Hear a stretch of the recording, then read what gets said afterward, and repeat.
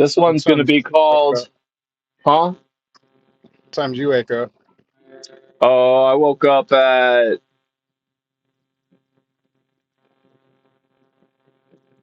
I don't know, like 5.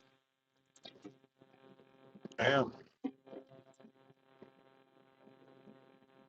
This one's gonna be called General Conversation number 7. Not just gonna call it nigga moment. Nah, I don't want to explain it. I already explained that story twice.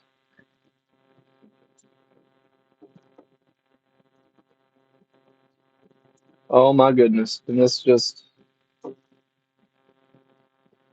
oh, How about crap. white trash? What's going? Well, that wouldn't fit the story. It's pretty accurate. You think so? Yeah. Braden's back. Are you there, Braden?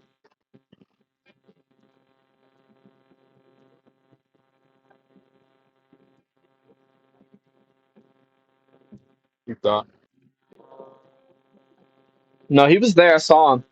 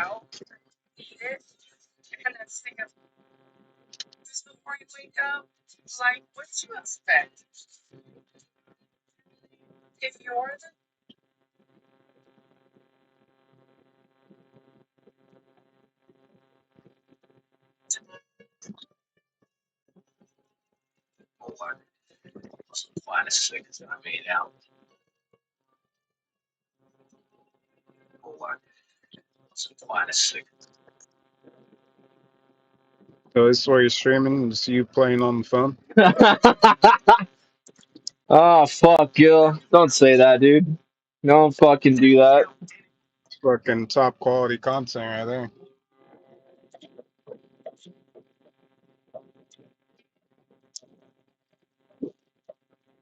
Well, the title of this video is General Conversation.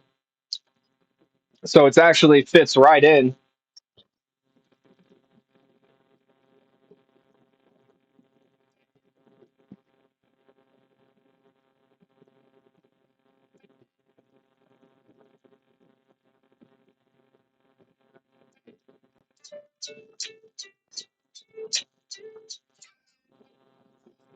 So I designed my pedal and it's printing right now.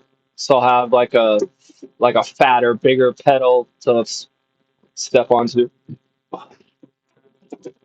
Yeah, how long that's gonna take?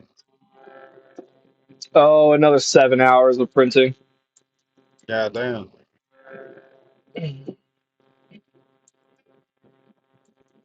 probably could have adjusted some of the speed settings for the base layers and the top and bottom layers to make it faster, but whatever. It is what it is. Yeah, I'm about to have a nice, big, fat fucking brake pedal stomp on, and we'll see how durable it is and how it holds up. Should be fine.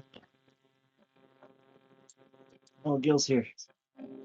Help Hey, at me. Braden, What? I was just going to give you a trigger warning that I'm streaming.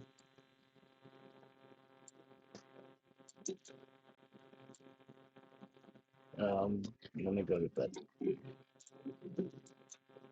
tired. I know. Gil's here. I know. I know. That's what I said.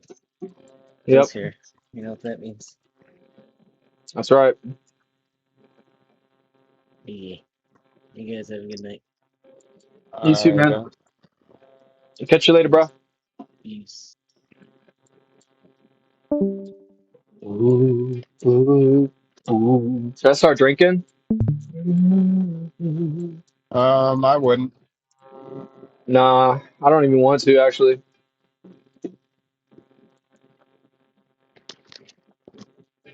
Fuck that. I need another week before I can be an alcoholic again. Ooh, ooh, ooh, ooh, ooh, ooh, run, but I'm tired of.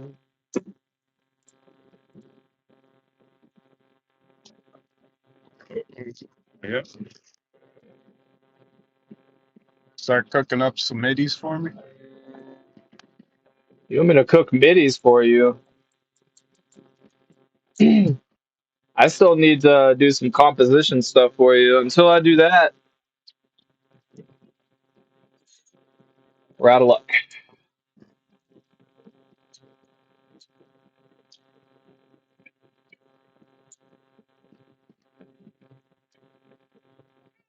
Mm.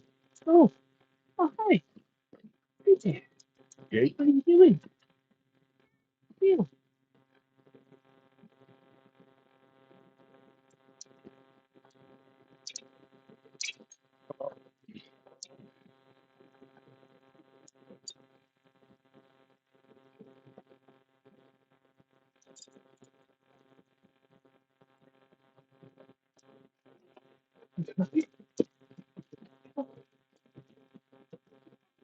Oh.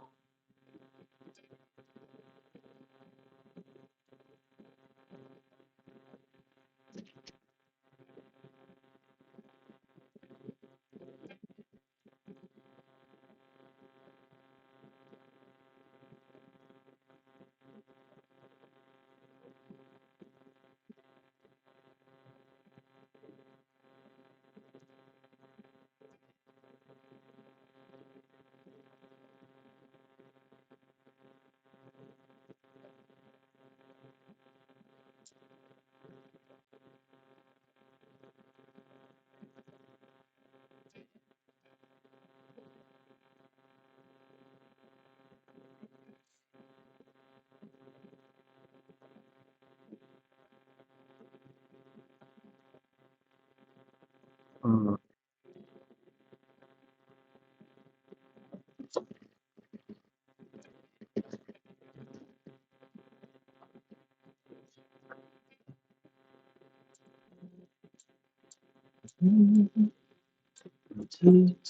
My foot still hurts from last night playing sim racing. I think I'm gonna have to start using my shoe to sim race. And got them weak feet. That's also why I'm printing out this pedal shape to give it like a wider base, and the edges are more rounded as well, so should be a bit better. You ever drive your car without shoes on? No, I'm not a psychopath.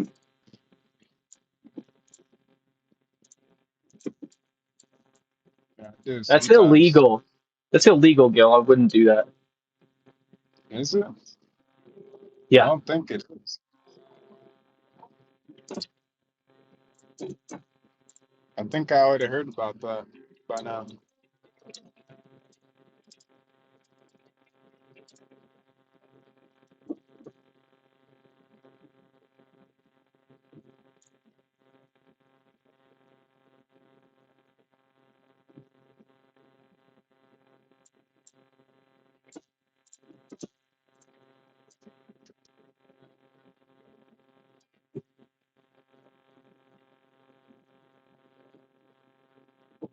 Damn, that's crazy. It's a myth. That's a fucking myth.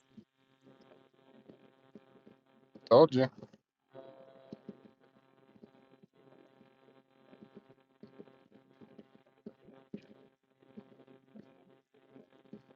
You just fucking yapping for no reason over there. But if you cause an accident while barefoot, it could be considered negligent.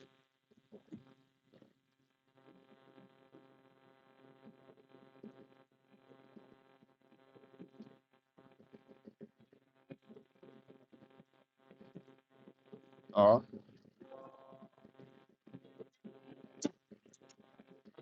if you cause an accident, you're in trouble either way. So Yeah, but you don't want no extra charges. Let's see.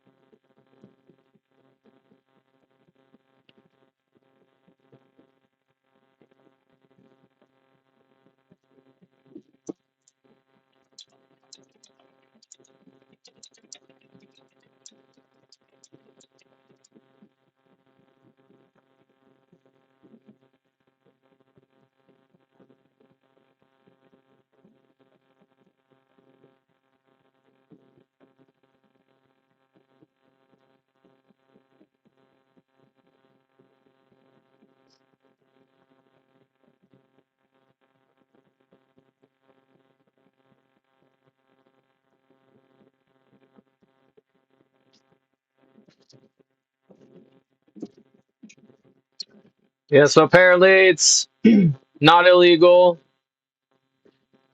and very rarely would be argued against you in court or something, but technically possible. It says that cops might document that fact for the insurance, and the insurance might argue it. Like, says insurance company might argue it contributed to driver error. well, of course the insurance company will say that. Yeah, but the cops will write it down. I mean, maybe It's definitely not illegal, though.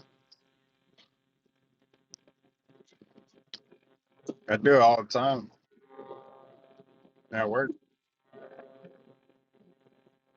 Yeah,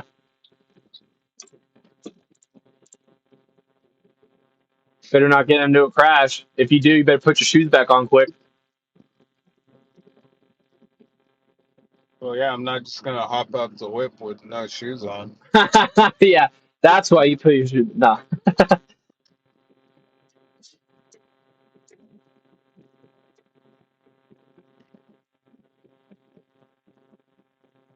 Dun, dun, dun, dun, dun.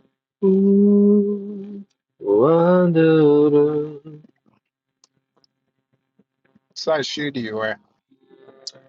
Like 11 and a half or 12. Yeah. I was telling that to Josh the other day, and he said I have big feet. Uh, I wear like 11, so it's Well, kind of like you also say that you're 5'10", so 6 foot.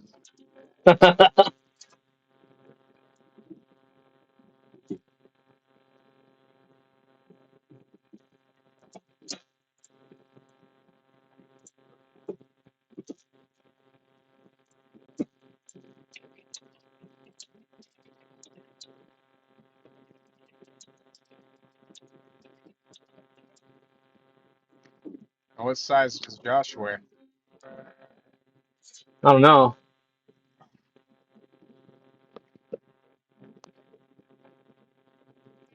Where is Josh? You went to bed a bit ago.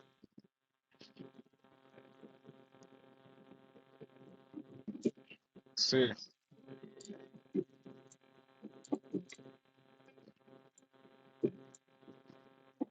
Yeah, number one on the Discord.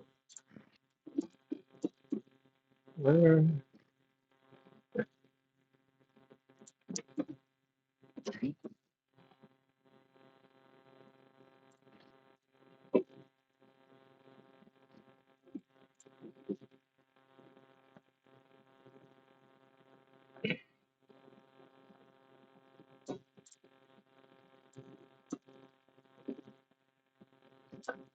dun, dun, dun, dun. Oh, wow, wow. Wow, wow. I don't Um, see how everyone's just now starting to hit on The Last of Us. um, I don't even give a fuck about The Last of Us. I quit giving a fuck when they made Ron Swanson gay in first season.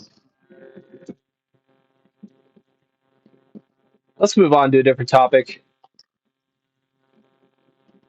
Uh, That's about the gayest shit you said all night, and it wasn't even your thought.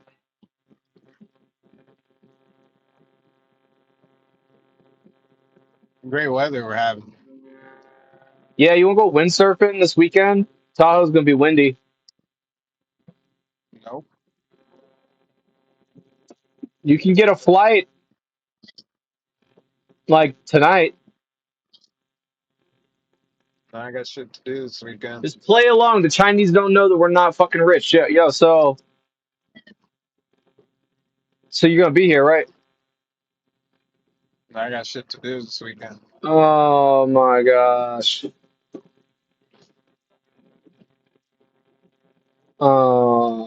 Did I tell you about the South African girl?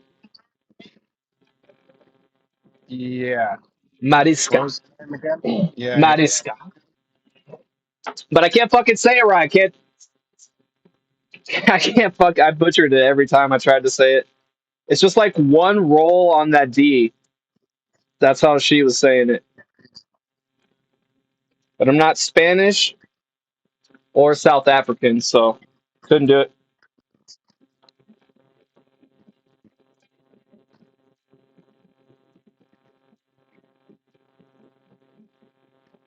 Yeah, does she know you're a DoorDash driver with the below average customer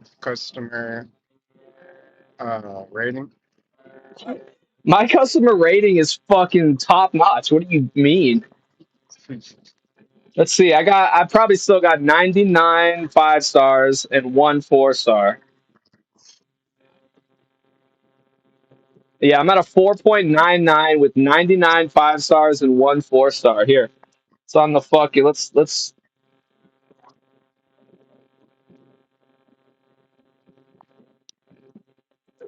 you can see it. It's hard to see, but you can fucking see it. Could change that. Why? By giving how? By giving poor service?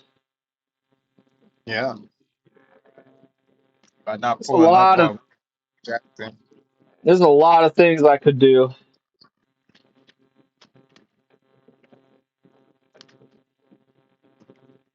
I'm 110 dashes away from 3,000 on this account. Damn.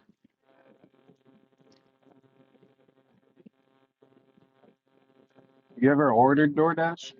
Never a single time.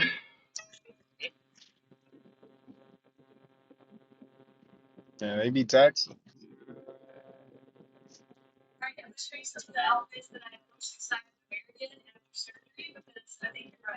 You ever gotten a no tip? A bunch of times, but you don't have to accept anything. You can pick and choose. But yeah, I've had no tip orders before offered to. I've never accepted one. Yeah.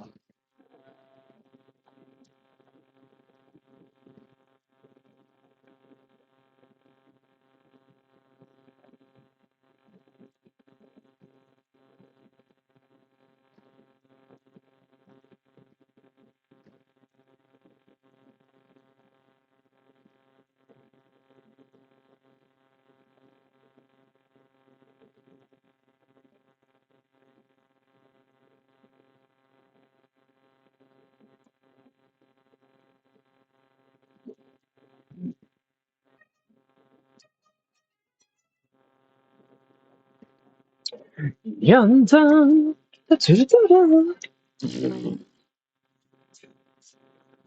Bum bum bum ba ba ba ba.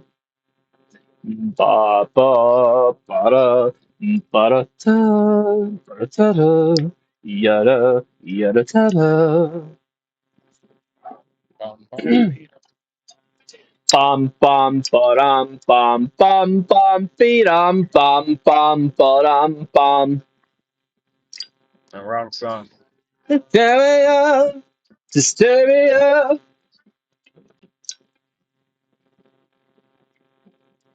That's definitely not the right song. I was thinking of that reggae song.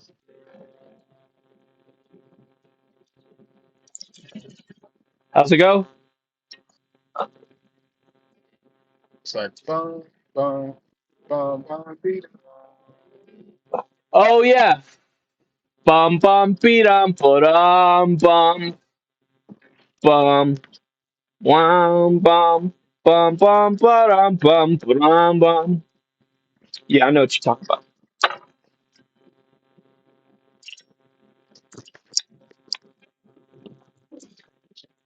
Man, oh man. I should go. Voice chat ended. Wait, what? About 1 hour, 1 minute, and 1 second. Why the fuck does ChatGPT think we were doing a voice chat for an hour? What the fuck in the spying is that?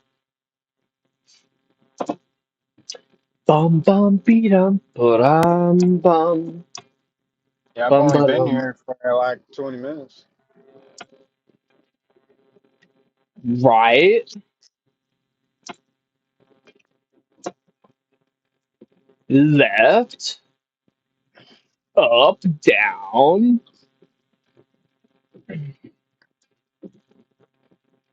One. Damn, if I want to watch a stream right now, I gotta mute the background and the audio of it. Yeah, you should probably turn off your other mic. My other mic.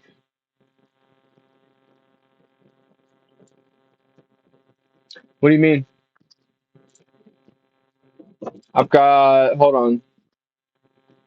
Bilbo Baggins. It's turned off. Uh, I swear I heard a double audio earlier. Is it muted for you? There's no audio from that computer. There's no way.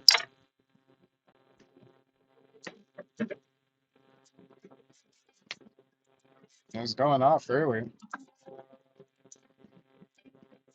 like when I joined up. There's no way, dude. Just it doesn't have a fucking. I don't know what's up with this computer right now. It's frozen. I need to finish updating it actually.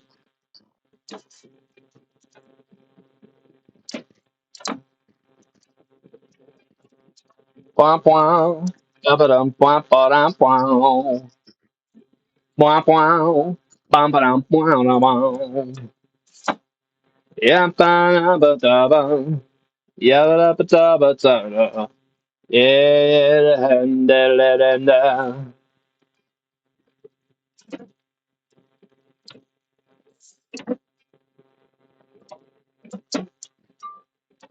Wah, wah. Ba-ba-dum, bam, bam, wah, wah. Ba-ba-doo-ba-dum, bum. Wah, wah. Ba-ba-dum, wah, ba-dum. Ba-ba-dum, bum, ba-da-ba. Ba-ba-da-ba-da-bum, ba-do. Whoa-da-da-da-da-da-da. Ba-da- Ow, my fucking shin! Ugh.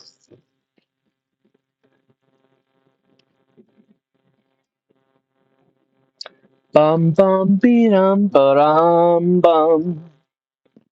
Ah ah ah ow. Bum bum beedum. That hurts. I wanna burn burn burn it brown. Fucking balls. Mm-mm. Yabba-doo-ba-doo-doo.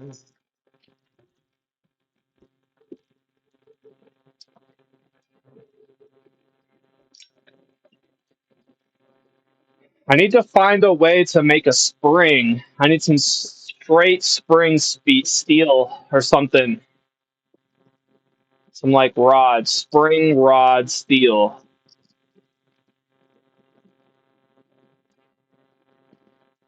How the fuck can I Amazon. make? And I don't want to pay for anything.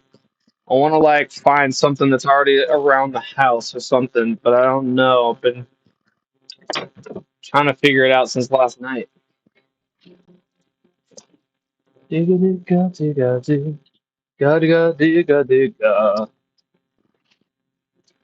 digga digga dig, digga digga digga, digga digga digga digga dig.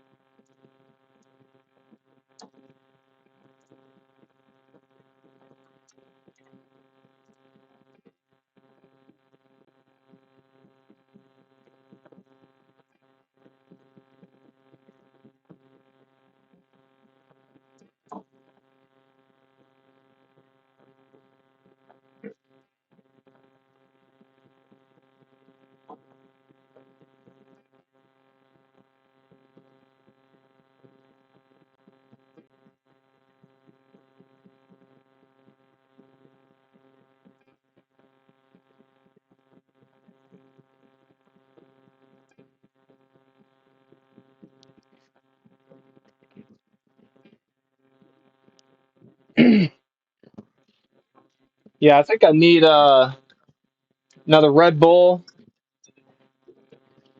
and an espresso.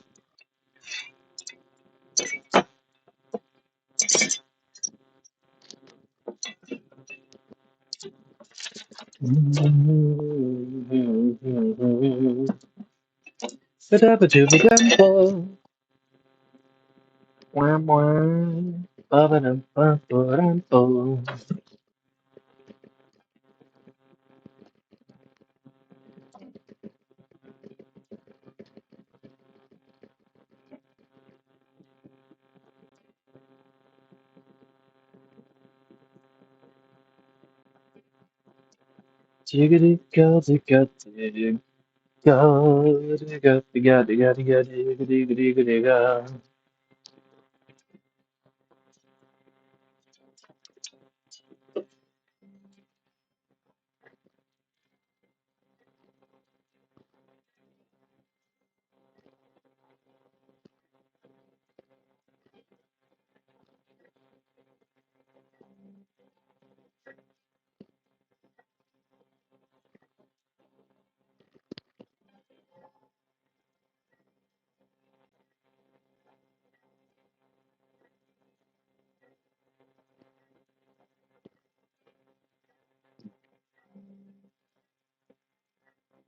Iran's talking shit on Twitter.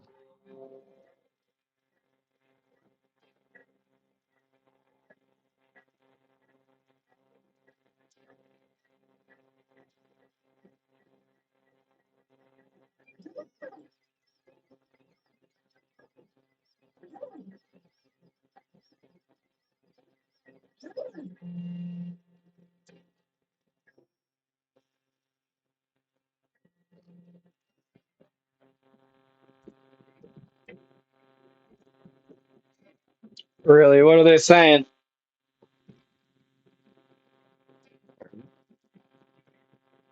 Uh, Said everyone will feel it. We've arrived. It's time to shoot some rats. When the last sword strikes, we'll see who remains.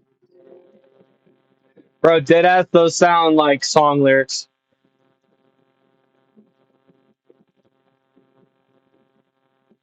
Kind of. Like somebody needs to make a Linkin Park parody with those lyrics and put pictures of the Ayatollah. That'd be a good meme.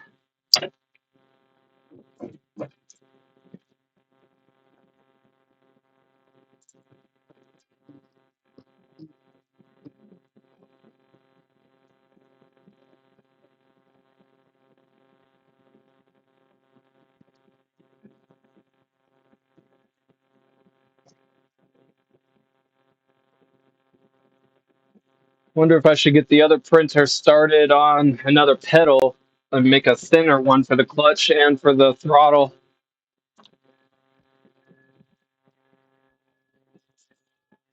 It's Donald Trump's birthday.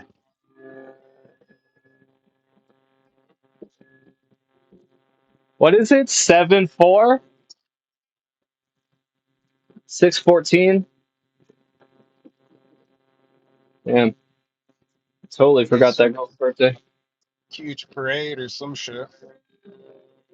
Yeah.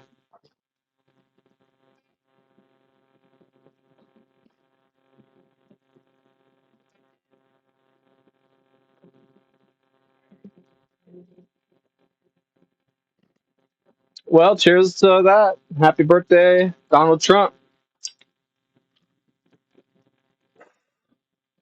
My Same birthday, savior. grandma.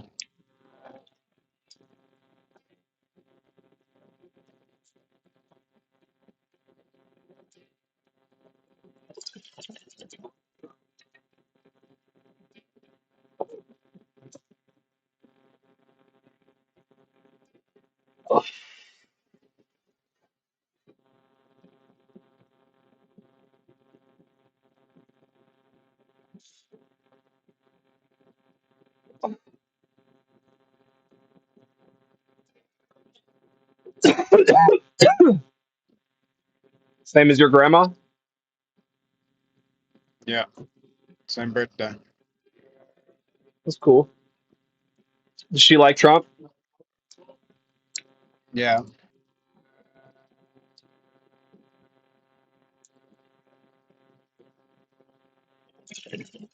both my parents do not like Trump though.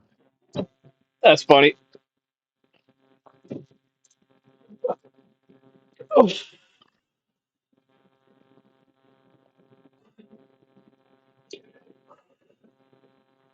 You guys ever get into arguments about it? Uh, Try not to. Yeah. They don't understand. Yeah. They're old. It's hard for old people to get it.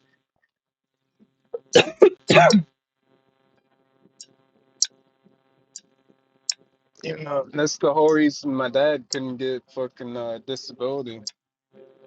All them immigrants are getting it. Fuck. What did he say when you told him I didn't tell him that, but that? You should, bro. You should tell him that. yeah, because he's been trying since 2022 to get it, and he finally got approved. like a couple months ago. Yeah. Yeah, now that Trump got in office and they started, you know, getting all the white people's paperwork done. Yeah.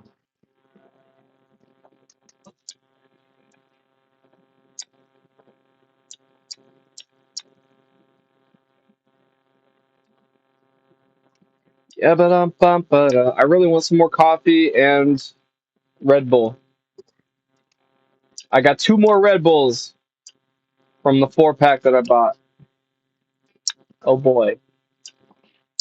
Yo, this the Moza joystick, it also is like a shifter pedal. Or not a shifter pedal, sorry, a shifter knob. Like in a car, a shifter fucking thing. But then it's also ow. Ow. Did I just like hit one of my bottom teeth against one of my top teeth? And that fucking like hurt. Gotta learn to talk again. What the fuck? Um, what the fuck was I saying? That Moza flight stick, it's like a joystick for like DCS flight sim, but then it's also simulates a gearbox shifter. Oh yeah. Isn't that cool though? That means it can be like any number of gears on the shifter, and it's like it makes it virtual. I'm sure there's some drawbacks with it being like not as solid, but there's also probably a bunch of benefits like adjusting the strength and feel. It's probably way better. They're like doing some crazy stuff with that. Like that is industry leading.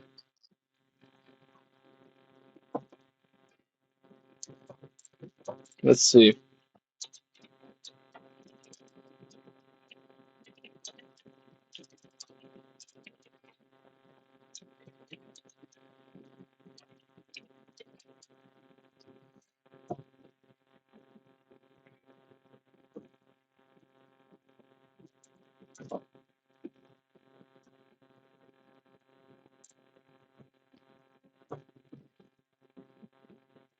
Force feedback is a very common term that you'd be both. Let's check.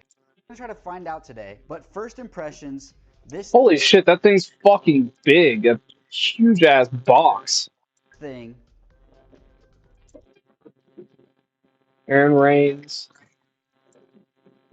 is it weighs a lot. I don't know how much it weighs, but it is very high quality feeling, very I cool. But want that what's fucking more thing. important, or not even more important, but something very interesting, the stick itself, which, if you can't tell, this uses the same mounting as the Thrustmaster Warthog, which I have. So you can put that Thrustmaster stick on this one, or any other sticks that are compatible with that Thrustmaster base, which is a huge component. Modularity is obviously very important, but let's get their stick out and we can compare it to Thrustmasters. So here's our Thrustmaster stick, and this is the Moza stick. Now, I've already taken a look at this, and there's a few important things to note. Firstly, the stick is noticeably lighter than the Thrustmaster, except that gram, but also I don't know if it's gonna motor pushing against me. I mean, it's a decent, I'm giving it decent like this is way more pressure than my current stick takes. That's very cool. Anyway, let's open this software up and get it set up. Okay, so I've just downloaded and installed Moza, which I think they're gonna send me, so that'll be cool because my rudder pedals are very old, and a throttle as well, which is super dollars. That versus D. Oh, it's moves to move it because there's more air going over the control surfaces, so you're having to overcome more. Yeah, I want one of those flight sticks. Let me see. I want somebody. Yeah, here we go. Active shifter.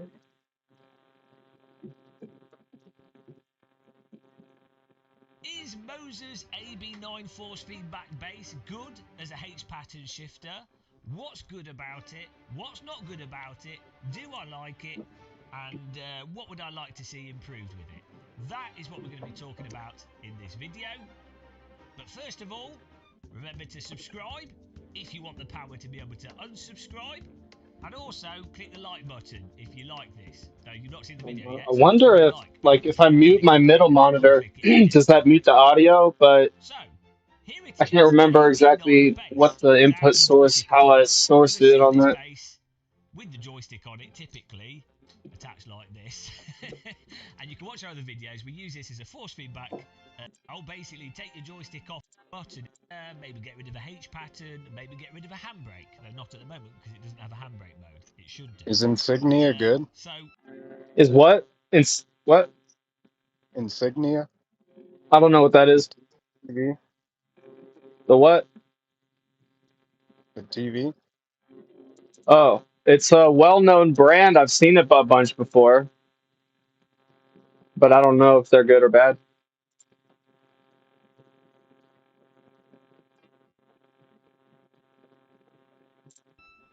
in theory, this is absolutely amazing. A device that can basically do a whole bunch of things along with being a force feedback joystick. Absolutely fantastic. In practice, it doesn't quite work perfectly. Now, keep in mind, it is beta at the moment, and Moser do actually roll updates out, like at least an update a week or every 2 weeks. So I'm sure it'll keep changing and improving. But keep in mind, it is beta. So, to go through what's good about it, as I say, you get the ability to have either multiple H pattern layouts because it's not a real physical gate on it, it's just whatever the motor is programmed to resist. And you also at the moment have a sequential mode in there, which actually does work really well. And then that lets you just use it as a sequential shifter. Unfortunately, there's no handbrake in there, which is a surprise because I think it could do a handbrake mode really, really well, probably better than anything else.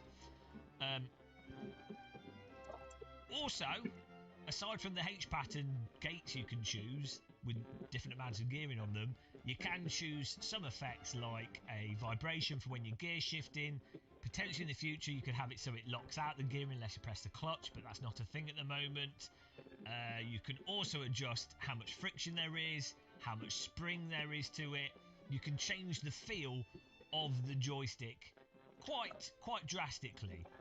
But you're probably going to end up with similar settings to what we've got here, because ultimately you end up trying to just get the most out of it and make it work as best possible, rather than you being able to sort of change things for feel. So this is where we get to the bits where it's not so positive right now. It does work. You can go through the gears, and it does work on a par with, I'd say, like a sort of budget H pattern shifter. Like, it's weird because some aspects of it are actually really, really nice, like the sort of general feel of the movement and the springiness in the center and the play. That's actually really premium feeling. It feels really nice. Feels very similar to a real car gearbox, and you can adjust the springiness and stuff and the damping and stuff. But because the way that the gate pattern operates, due to the way that the force feedback motor has to operate, it's not quite as snappy as what you get with a proper physical H pattern that's got a lot stronger resistance to it.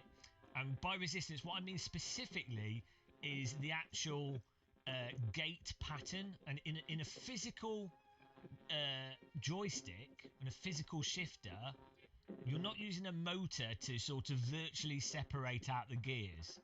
Like if you look at the top of the H, or the U at the top of the H, that is that's a motor that's providing a virtual pattern there. And because it's a motor, it's not completely solid to be pushed against. And at the bottom of the U here, like this part here, what you find is this is actually quite a tight shape for a motor to then represent virtually. And as a result, it's very sort of a bit indecisive as to where that goes into 1 or 3 or 2 and 4. So you end up having to actually learn how to use the shifter and sort of really coax it where you need it to go in order to get it to work, which if you were driving H pattern like DTM cars or vintage cars really quickly, I think you could learn around it, but it's not as decisive or as tight as a real or a physical H pattern gearbox would feel like. With like an actual real H pattern. So you can also do things which are weird, like it's in first gear, then you can push it over, and it kind of, this is like bouncing around a bit. It works. It's still staying in one because of the way they programmed it. But anyway, you can push it over to like reverse here, where we're kind of pushing that through where the gate would be. Or when you end up here, like in the middle, it's like, oh, where's the actual physical gate? It's a bit weird. We're kind of like distorting reality with this. And you'll notice sometimes when you're going through gears really quickly, you sometimes get, there you go, you sometimes end up with a bit of a bouncy type thing where it was unsure if you got into third and fifth, and then it kind of adjusts itself. So it's a little bit wonky at times. There goes my mouse. So what I would say is, it works, you can use it, but if you wanted to do like serious sim racing, or you're really slamming through gears with a vintage car, you will probably find issues with it. Now, where it does really shine though is that I think if you're someone playing like Euro Truck Simulator, or you're driving slow road cars and cruising, then I actually think in that scenario it's not so bad, because you're not going to be shifting gears as fast, and you might really want to take advantage of potentially, at the moment the maximum we've got is 7 gears, but you might be able to take advantage Need some of bits? having Need more some gears. bits? So with this 7th gear here, we've got a problem. It's like hard to find 6th. 1, 2, 3, 4, 5, and I wanted it to go down into 6th, but it's a little bit hard to find it. You know, and the reverse is up here, and some weird stuff's happening. So it gets worse. The more gates there are, the worse it gets. The more awkward it is. But if you're playing Euro Truck Sim, I imagine with updates and tweaking, this could end up being quite a good solution. As I say, I'm surprised they haven't got done a handbrake with it, because I think that would actually just work perfectly, because it doesn't have to then, you don't have the issue of the edge gates for it to collide with, and you'll just be able to pull back on it and set the resistance. I think that'll work absolutely fantastic. Also, as a handbrake, you could probably just leave the flight stick on it and just put it back. So as a handbrake, it would make much more sense. I don't know why they've not done that. Hopefully they do soon. But the sequential mode actually works really quite nice. Now, again, it's not as tight or as responsive as like a dedicated sequential shifter that's on the market, but it works. You've got like a nice notch there, and that's gone into the gear. Nice little bump there, goes into the gear. You can sort of feel it going in. It doesn't bug out at all. You can adjust like gear damping and things. You know, it does work, I think, pretty reliably in that, because it's a fairly simple thing to do, going up and down a gear. But yeah, it's a shame it doesn't work to like a high standard, I'd say, for the H pattern mode. But if you just got a flight stick and you do a bit of sim racing, and you wanted the ability to have a H pattern, maybe you haven't got a H pattern, you don't drive H pattern cars much, it's a really nice feature to have. And the sequential works great, as I say, and hopefully a handbrake.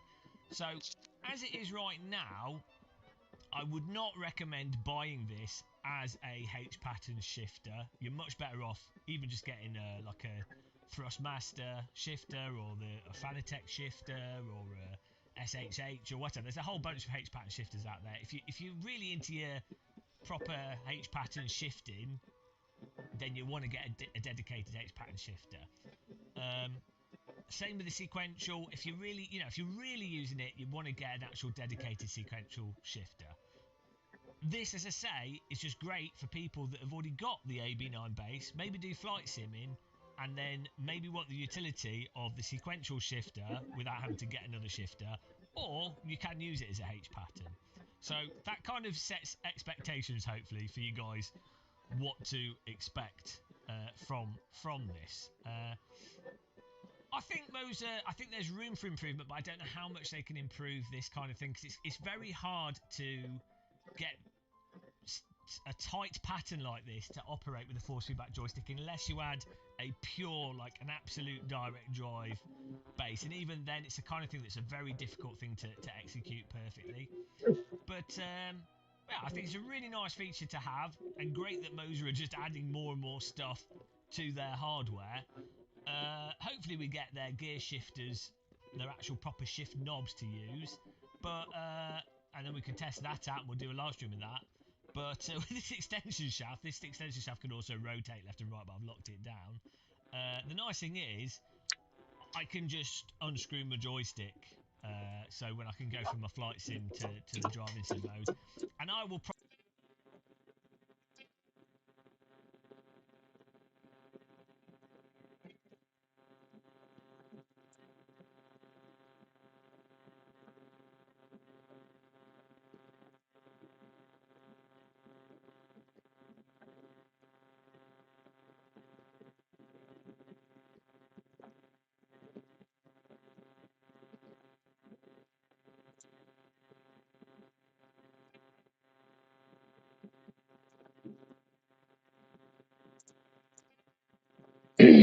So you're just waiting on them to start cleaning stuff up? I don't know.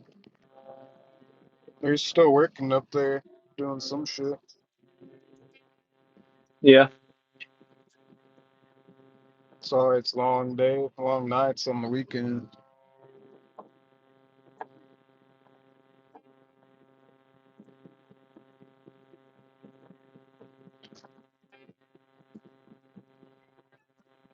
Fucking last Friday, I guess some car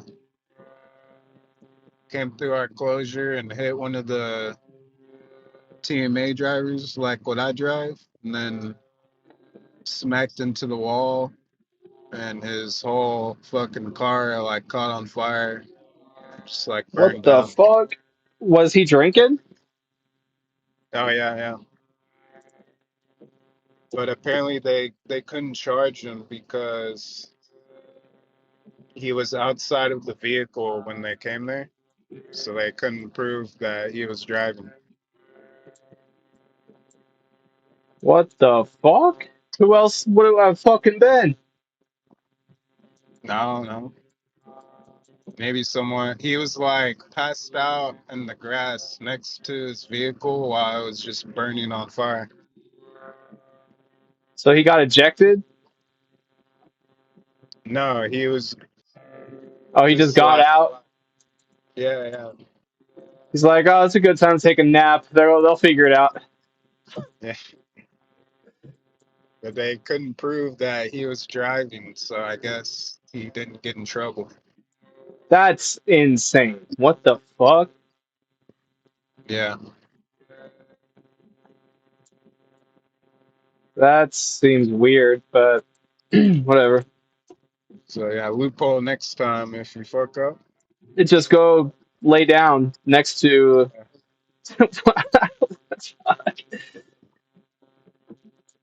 I'll be like, I wasn't driving.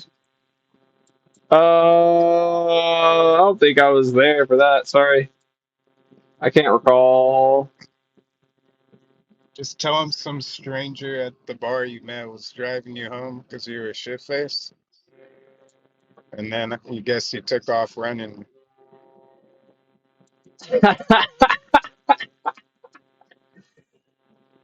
Oh my goodness. But you'll probably be too drunk to remember all that. Yep.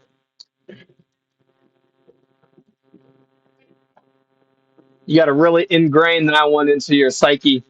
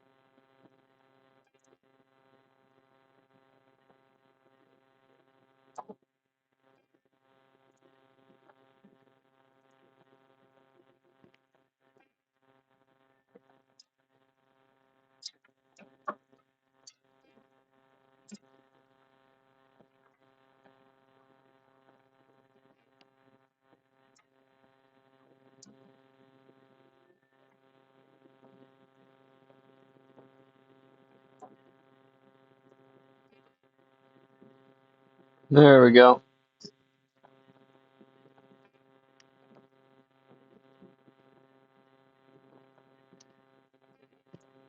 What? Oh. Yeah, my bad, Gil. You were right. There was audio earlier off of my other one. It was because I had the camera plugged in. Yeah. You That out of line? stand you stand corrected. Alice, you sit.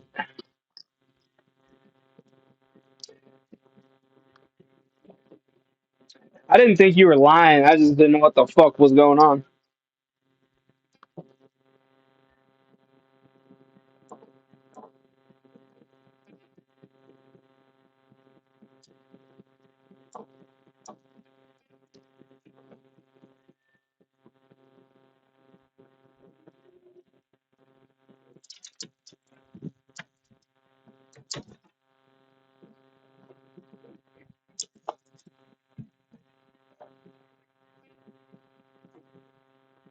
Yeah.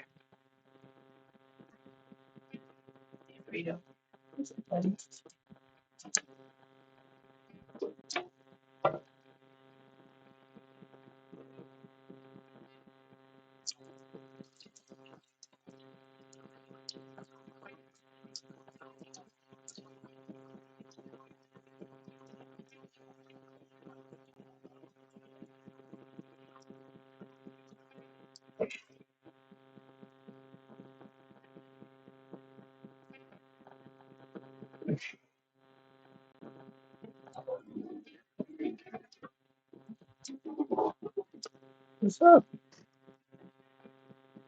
There's a little buddy. Hey, how you doing?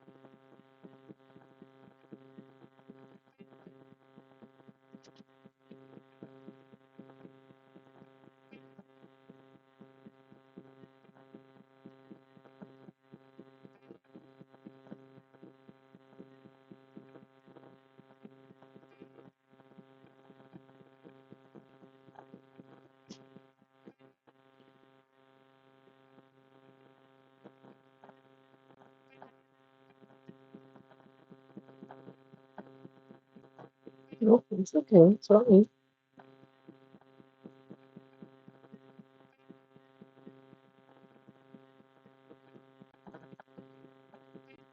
You just see what's up?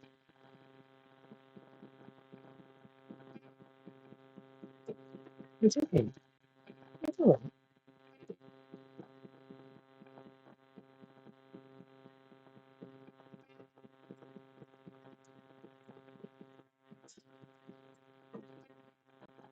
It's no problem.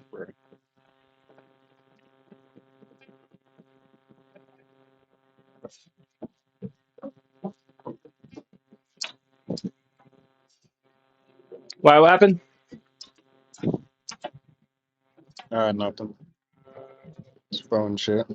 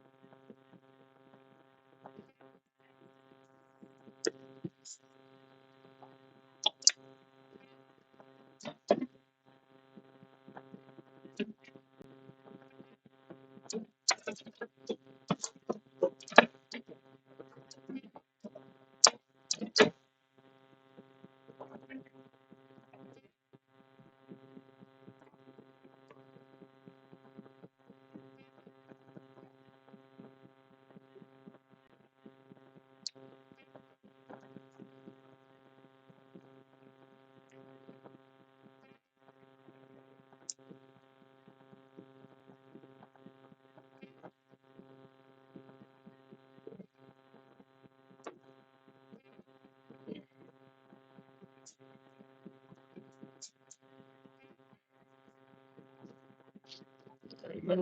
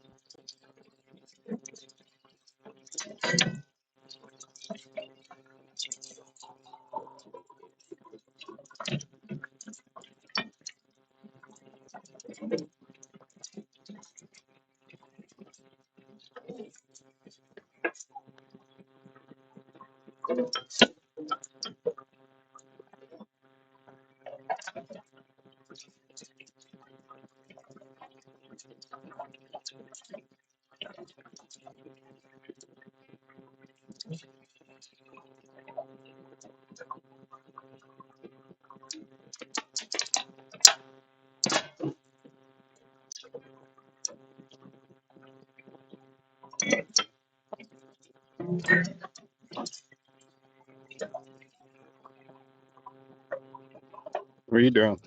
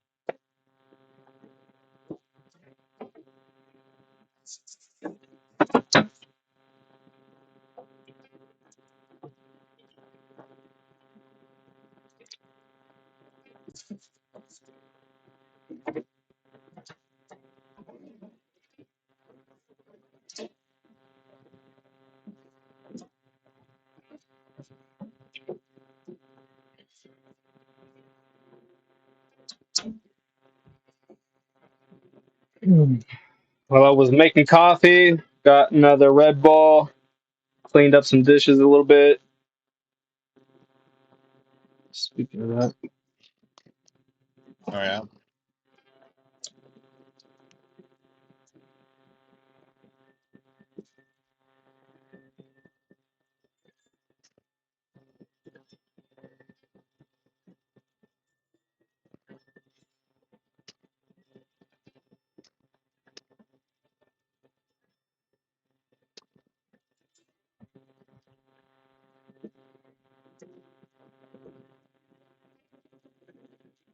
yeah, I'm kind of hyped about that pedal.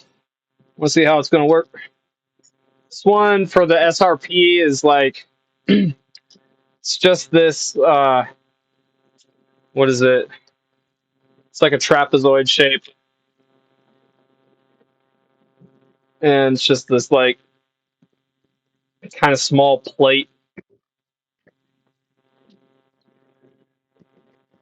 Like, my foot really does it. It just like goes over it too much. It's too small. Can't be having all that.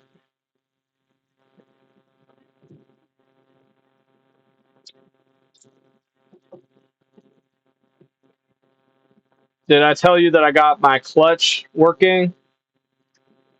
You were there for that. You were there for that last night, weren't you?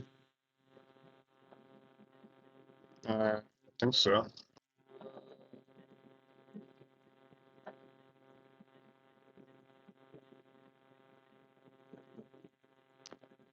I'm wondering if I should add another spacer to the brake to reduce the trail braking area. I don't know. I kind of like the way it feels right now, actually. I got 4 of those 2 millimeter spacers, so it's 8 millimeters extra at the moment.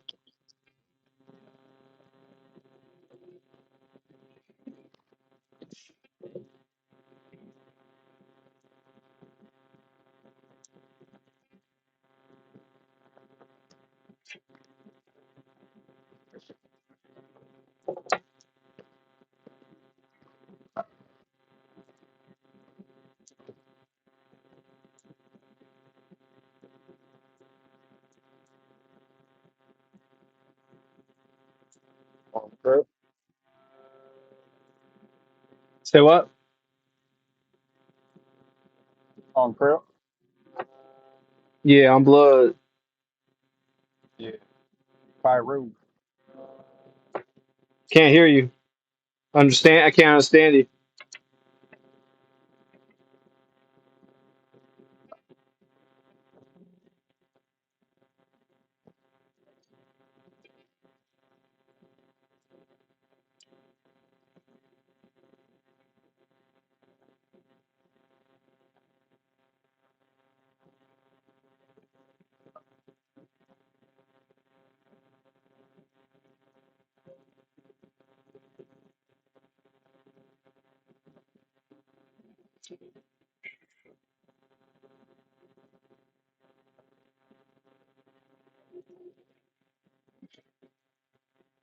Bum bum ba ba da bum ba dum bum bum bum ba ba da bum bum ba.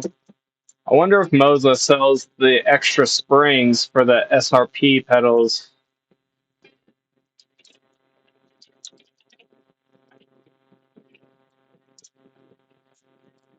Yabba-dum, ba-ba-da-bum, ba-da-ba-da-ba-da-ba-dum, ba-ba-ba.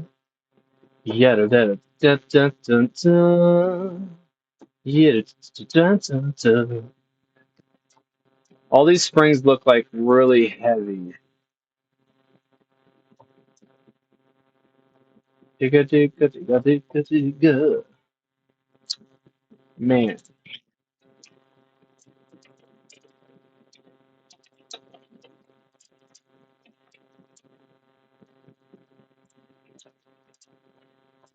Yabba-dabba-dabba-dabba-dabba.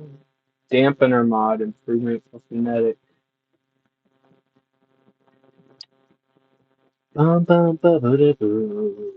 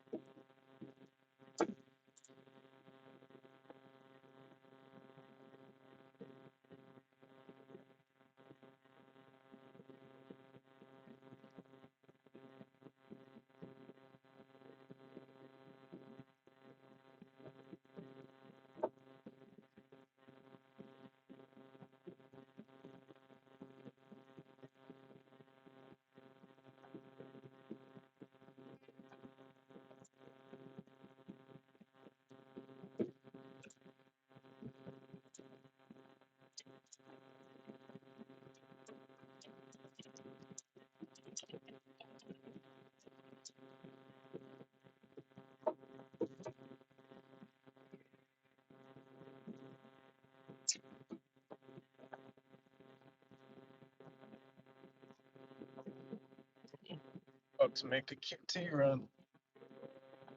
Oh, that reminds me. Mind you what? You ready to cheers? Choose what? I haven't gotten it. We're gonna cheers this Red Bull. I have a Rockstar actually right here.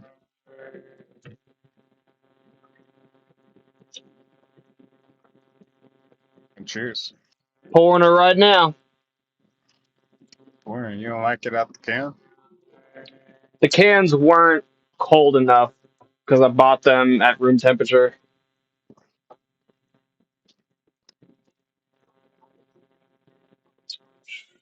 No Cheers to fridge, that. really? Huh? No, I had them in the fridge, just not for long enough to be fully cold. Oh, yeah. Cheers. Cheers.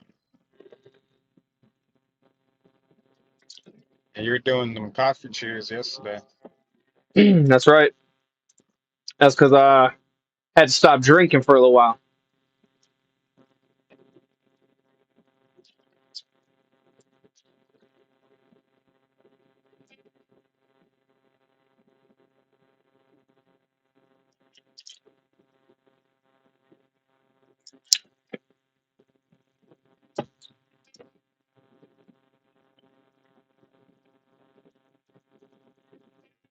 You already put alcohol in your coffee? No, I'm not a Russian. Yeah. Maybe doing that. I'm German. We just get shit faced, I think. Let's see. Just kidding. I'm not Irish.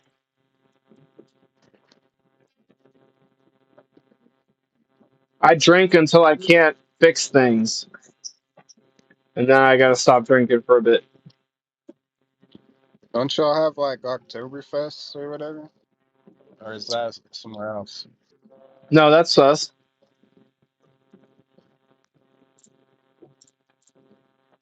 Yeah, that's my dad was thinking about going to Oktoberfest this year. Oktoberfest. Let's see. Y'all drink mostly beer, wine, and spirits. Isn't that like all that there is? You just named the three major food groups. Guess I did.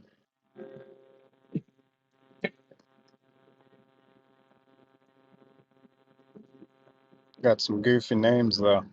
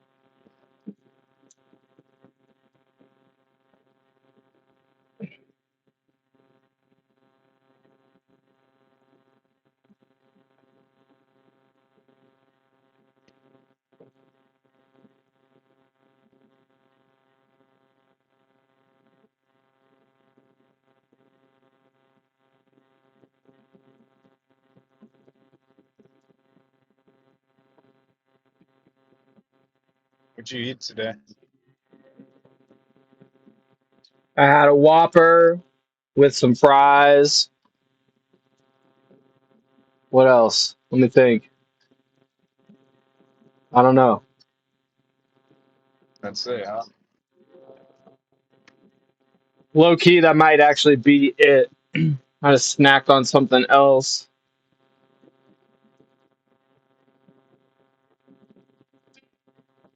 Just Red Bull and coffee.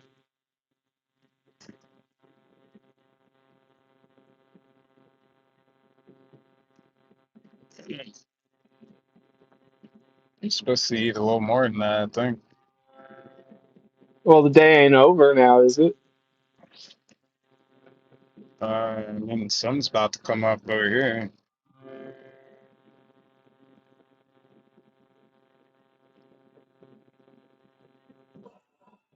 Sometimes you disappoint me, Gil.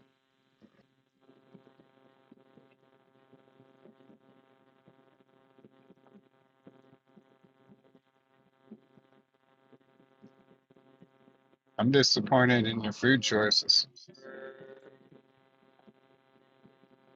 I got to get my red 40 in.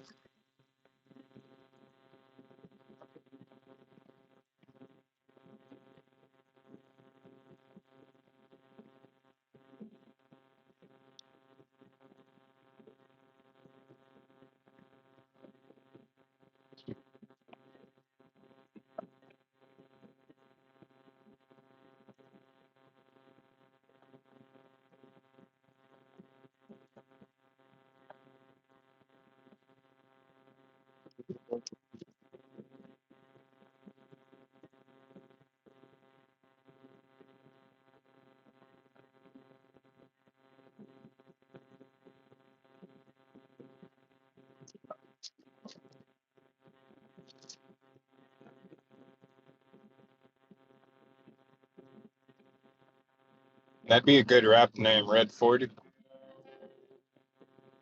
Yeah, somebody needs to capitalize on that now when it's about to get banned and everything.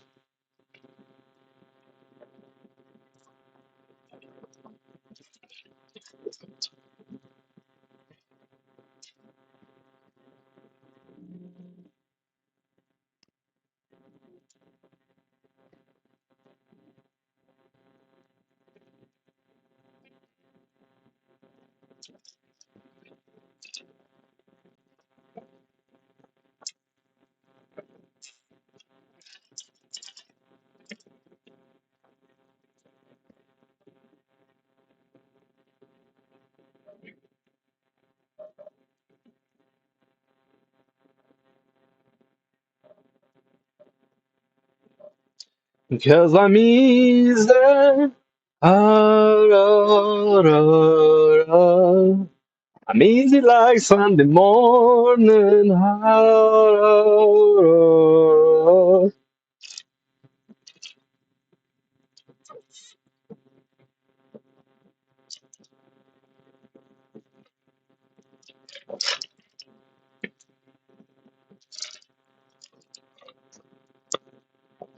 Sunday morning. I said I'm easy like Sunday morning.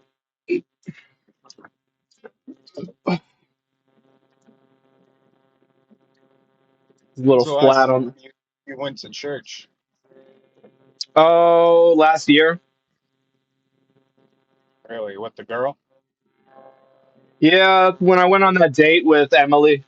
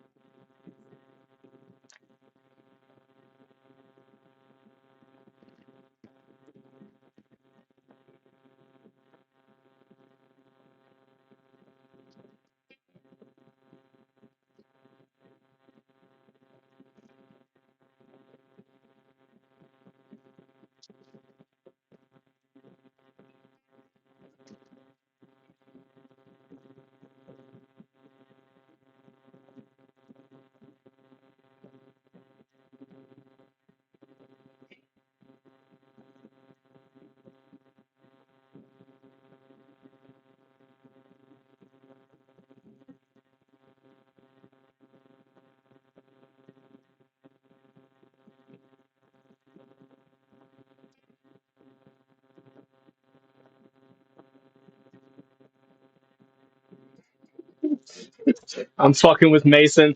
I just sent him a message saying, I just realized you're actually in one of my dating profile pictures, laughy face.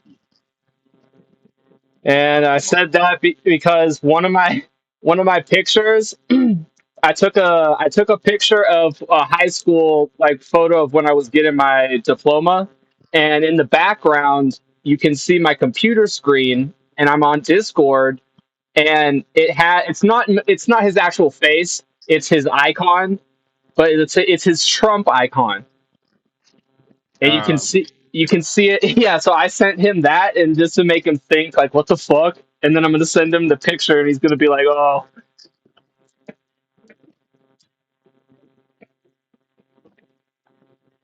should be a good chuckle.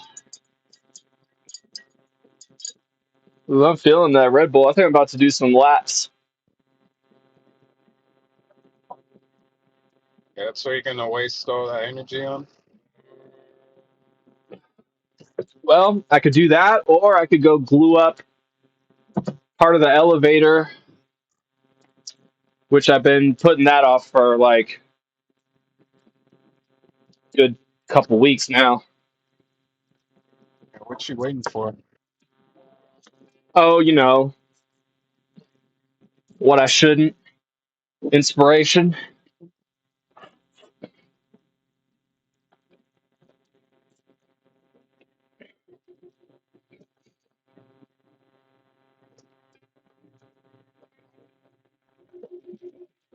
Cause I'm easy like Sunday morning. Ah, da, da, ah, da, da, da. Cause I'm easy. I'm easy like Sunday morning. Ah, da.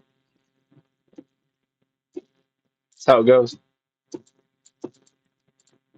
Ba-da-ba-da, ba-ba-da-ba-ba. Food classic.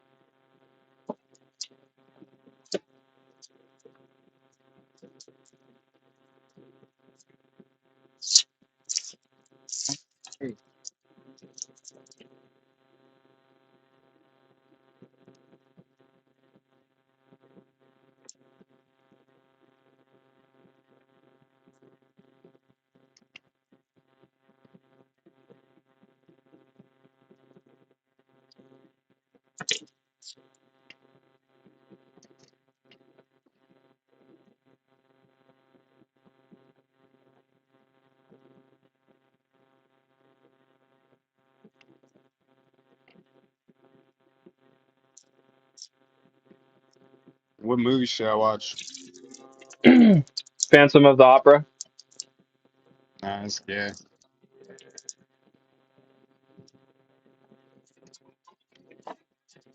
Isn't that like the silent film as well? Like no talking? Probably. I don't know.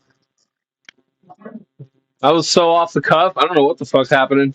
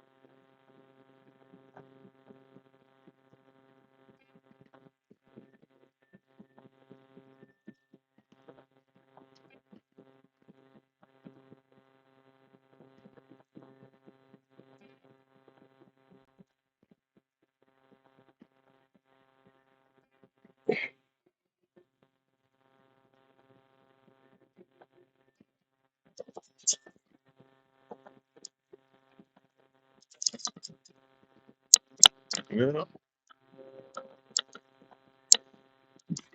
Gotta go. All right. I'll be back maybe a little bit. I bet.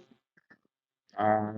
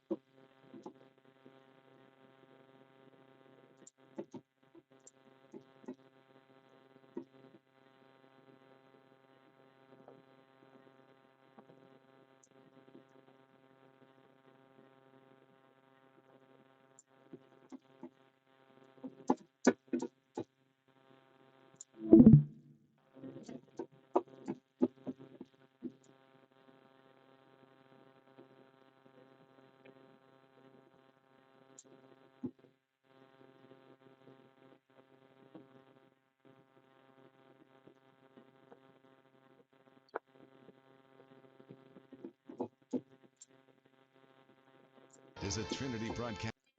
A nuclear bomb. We could not wait any longer. For this, for us, this is an existential question. This is one of survival. You know, just let me add this, Eric. You know, 80 years ago, 90 years ago, there was a man in Europe who said that he was going to destroy the Jews, and there were good people who tried to eliminate him. You know, there was a carpenter in 1939 who put a bomb in a living room pillar against Adolf Hitler, and he just passed by it a little too early, and he wasn't eliminated. And he went on to annihilate a third of the Jewish people and create a second world war, which took the lives of 65 million people. Today we have a new Hitler in the image of Khamenei, who openly says repeatedly he's going to destroy the state of Israel and all the Jews.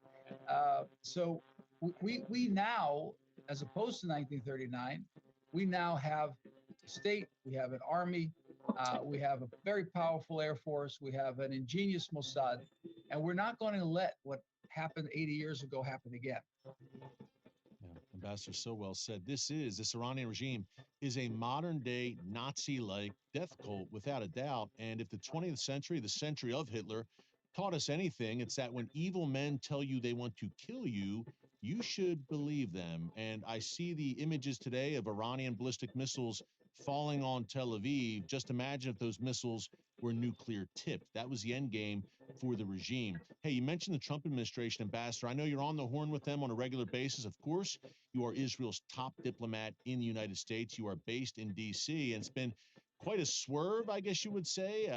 Publicly, people say, well, the prime minister, the president of the United States are at odds, are not on the same page when it comes to Iran's nuclear program. But it seems that President Trump and the prime minister in the state of Israel were very much on the same page here when it comes to Iran. How do you see it? You know, Eric, one of the things that I've learned here since arriving in Washington is there are many journalists who don't report the news. They rather create a narrative and then offer their commentary on the narrative that they create. There wasn't any daylight and there weren't any arguments. And there's, when you're dancing a tango with each other, sometimes you might step on each other's toes, but nothing beyond that. From the moment that the prime minister visited the president at the beginning of February, they were in agreement on this, really in lockstep. And the president repeated it on many occasions. The prime minister has repeated on many occasions. Iran cannot achieve a nuclear weapon. They cannot have a path to achieve a nuclear weapon. That they need entirely to dismantle their nuclear weapons program. That the enrichment is not necessary for a civilian nuclear program. No enrichment whatsoever. So the president has repeated this time and again. The prime minister has repeated it time and again. On the same page. And as the president stated this morning in his post, he was aware of Israel's intentions. We certainly bring that to attention of our most important ally, our closest ally, our older brother. And it was completely understood what it is that we're doing in order to ensure that we don't have an enemy intent on destroying us entirely. Yeah, President Trump, I think the word he used, Ambassador, was excellent. He said Israel's operations these past 24 hours in Iran have been excellent. He fully supports them. And speaking of those operations, the effectiveness, look, Hossein Salami, the head of Iran's Islamic Revolutionary Guards Corps, eliminated, and many more. Can you talk about, Ambassador, the effectiveness, an historic, stunning operation carried out here by the IDF that has left Iran surprised and reeling? Well, you're absolutely right. I'll tell you this. Everybody remembers the Beeper operation just some months ago, and Ukraine's operation in Russia just a few weeks ago. I'll tell you, when the dust settles on this operation, what the Israeli Air Force and Mossad did in Tehran last night, those two operations are going to pale in significance to the genius and the courage that was brought to bear last night in Tehran. Look, these people are bad actors. The commanders of the IRGC are not only operating to harm America's friends around the world, these people are brutally terrorizing their own people. We're talking about tens of thousands of people being kept in prisons where they're tortured, where basic freedoms are prevented. So, these people are bad actors. And I can tell you that since our actions last night of taking these people out, these commanders of the IRGC out, we have been inundated. I personally have been inundated with members of the Iranian opposition who don't know how to say thank you. I mean, just they're so effused in their appreciation for what we've done, because they see a vista opening up, a vista of hope opening up, so that Iran can once again be a thriving civilization as it once was before these crazies took over the government. Yeah, the Iranian people, the main victims of this insane, wicked regime. Ambassador, about 45 seconds left. Last question. Is this, I should say, changing this Israeli operation, changing the face of the Middle East in real time? Are we seeing a new Middle East develop before our very eyes right now? We are. We're seeing history being made because within Islam, there's tremendous tension between the moderates and the extremists. If the extremists led by Iran are diminished, the moderates are going to have a much better standing and much greater influence. And the litmus test for the moderates is the connection with Israel. As the Abraham Accords proved, that was how the UAE, Bahrain, Morocco came together and said, we want to live together in peace with Israel. That's where we're going. If Iran is diminished, there are going to be more and more countries who are going to warm up to the idea of the Abraham Accords, and we're going to see an entirely different Middle East. Amen. It is a new day, Ambassador. Thanks once again to the bold actions of Israel. Ambassador, keep up the great work. Thanks for all you're doing. God bless you. We will see you again soon. Ambassador Yakil Leiter. Thank you. Thank you, Eric. All the best. Let's get some perspective. For the motor, which blows air on the top. It's not finished yet there, but it's connected. Do you think something like this can become? Hope you will enjoy the journey. Way, or I can change the direction like this. That's 5.5-inch AMOLED display running through HDMI with some buttons to control the screens through SimHub, and the idea is to sit on top attached to the roll gauge, and there we go, the screen is attached. Now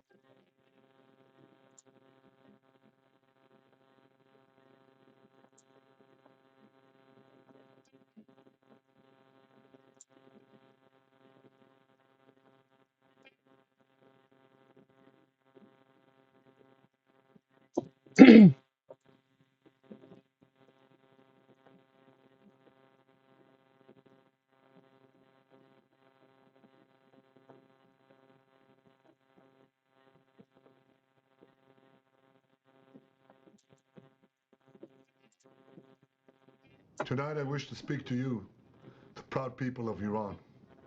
We're in the midst of one of the greatest military operations in history, Operation Rising Lion. The Islamic regime, which has oppressed you for nearly 50 years, threatens to destroy my country, the State of Israel. The objective of Israel's military operation is to remove this threat, both the nuclear threat and the ballistic missile threat to Israel. And as we achieve our objectives, we're also clearing the path for you to achieve your objective, which is freedom. In the past 24 hours, we've taken out top military commanders, senior nuclear scientists, the Islamic regime's most significant enrichment facility, and a large portion of its ballistic missile arsenal. More is on the way. The regime doesn't know what hit them. They don't know what will hit them. The nation of Iran and the nation of Israel have been true friends since the days of Cyrus the Great. And the time has come for you to unite around your flag and your historic legacy by standing up for your freedom from an evil and oppressive regime. It has never been weaker. This is your opportunity to stand up and let your voices be heard. Woman, life, freedom. Zan, Zandegi, Azadi. As I said yesterday and many times before, Israel's fight is not with you. It's not with you, the brave people of Iran, whom we respect and admire. Our fight is with our common enemy, a murderous regime that both oppresses you and impoverishes you. Brave people of Iran, your light will defeat the darkness. I'm with you. The people of Israel are with you.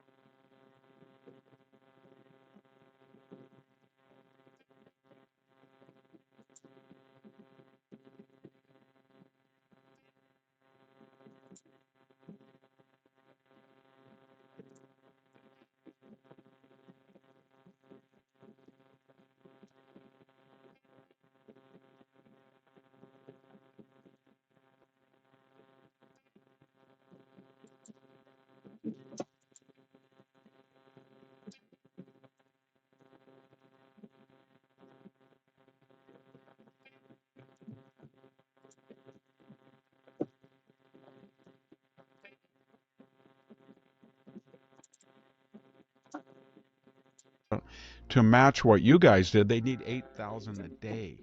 So they're not even going to get near the number that you let in, you being the Democratic Party, unaudited.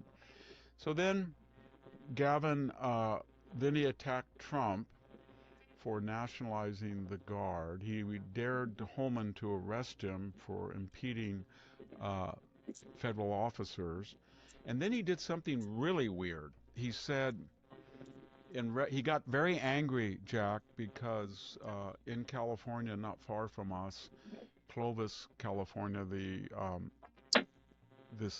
the high school state track finals were held, and we had a biological male, transgendered female, if you will, who just swept the offices. And Trump had done what Obama did when Obama wanted to make sure that everybody in educational institutions followed his ideas of sexual harassment. He just said that the preponderance of evidence is all you need. Do not dare have a inquiry where innocent until proven guilty. And if you don't, we're going to withhold funds. That's what he said. And they said earlier, Democratic, we're going to make women's budgets the same as men. If you don't, we're going to withhold funds. So all Trump did is said, well, that's a good idea. So Gavin, if you break this order, we're going to withhold funds. And actually said fines rather than wholesale all of Cal. So what did Gavin do? He said, okay, we give these many billions to the state, and this is what we get back in billions in service, and there's an $80 billion shortfall. So maybe we won't give any federal taxes to the government because we pay the bills, we in California. Gavin, you're an ignoramus. You really are. Do you realize that the federal government gets $5.5 trillion a year in federal revenue? And if you are correct, and I don't think you are, because when you say Californians pay this amount and they get back this in services, they have a lot of other overhead you're not talking about, like more homeless and more illegal aliens in any other state, and that requires a lot of federal help that you're not adjudicating. But in any case, Gavin's $80 billion that he thinks pays the bills, it equals, Jack, 1.5% of all federal revenues income. So Gavin, you're trying to tell all of us that we pay the federal bills and we shouldn't. And if you look at the statute, and I looked it up, the federal statute, if people take Gavin's advice and don't pay their federal income taxes in protest of transgendered. And by the way, Gavin, your transgendered stance is contrary to your recent manifestation where you said that wasn't right. That's when you were talking to Charlie Hurt and you were trying to position yourself as a moderate.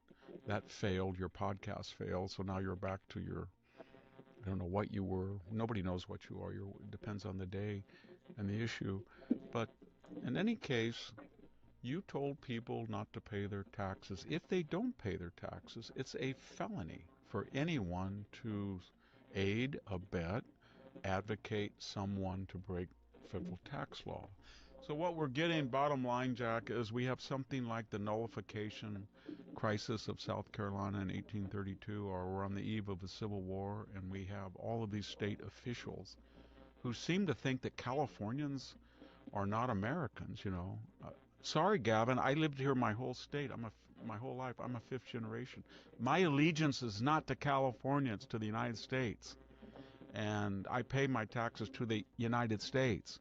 And I follow federal law when I go to Yosemite or I go down I-5. These are federal jurisdictions. They're not yours. And I feel much more comfortable being an American than one of your Californians. And if you want to talk about cruel, Gavin, cruel is what you are doing. Highest gas taxes, highest income tax, among the highest sales tax, $70 billion deficit, some of the worst schools in the nation, half the homeless, fifth of the people under the poverty line, 1/4 don't pay their power. I could go on. That's your state. So why don't you take care of that rather than grandstanding about illegal aliens that are breaking the law? And then finally, we get to the optics, Jack. So Hakeem Jeffries, who wants to dox ICE, and Karen Bass, the mayor, who she's not in Ghana, by the way. She's here. She seems to she likes to see LA burn. In other words, when she was there, it was burning, and now it's burning again, and she doesn't seem to be bothered by that. But she's not doing her job. Maybe the deputy mayor can step in. No, he can't. That's right. He's arrested, and he pled guilty to phoning in a bomb threat. He was a deputy mayor of Los Angeles for public safety. And he's unfortunately in jail now for lying about it as well. But the optics for all these people, Adam Schiff weighed in, Kamala Harris, she this is 2.0. The first one was, and these demonstrations are going to go on, and they're not going to stop. They're going to go on to election. Well, that was the 2020. She's back again with more of that. And so they're advocating something that is not going to work. We just got a poll, as I said, 54%, even with this negative publicity, still support the deportations. 62% of Hispanics 3 weeks ago said that they support Donald Trump's policies the first 3 months. That was the highest ethnic group of any. So I don't know if you're going to get a wide-scale defection in the Hispanic, but most of them are going to think, God, I don't want that guy in my neighborhood. And the optics, I wrote about this in Mexifornia 20 years ago. So basically, you'll watch all these optics, and it's kind of like back in CNN in 2000, mostly peaceful when you see the car burn. Well, they say most peaceful why these cars are burning and they're defacing things. But the worst thing for the left is you have these illegal aliens apparently, and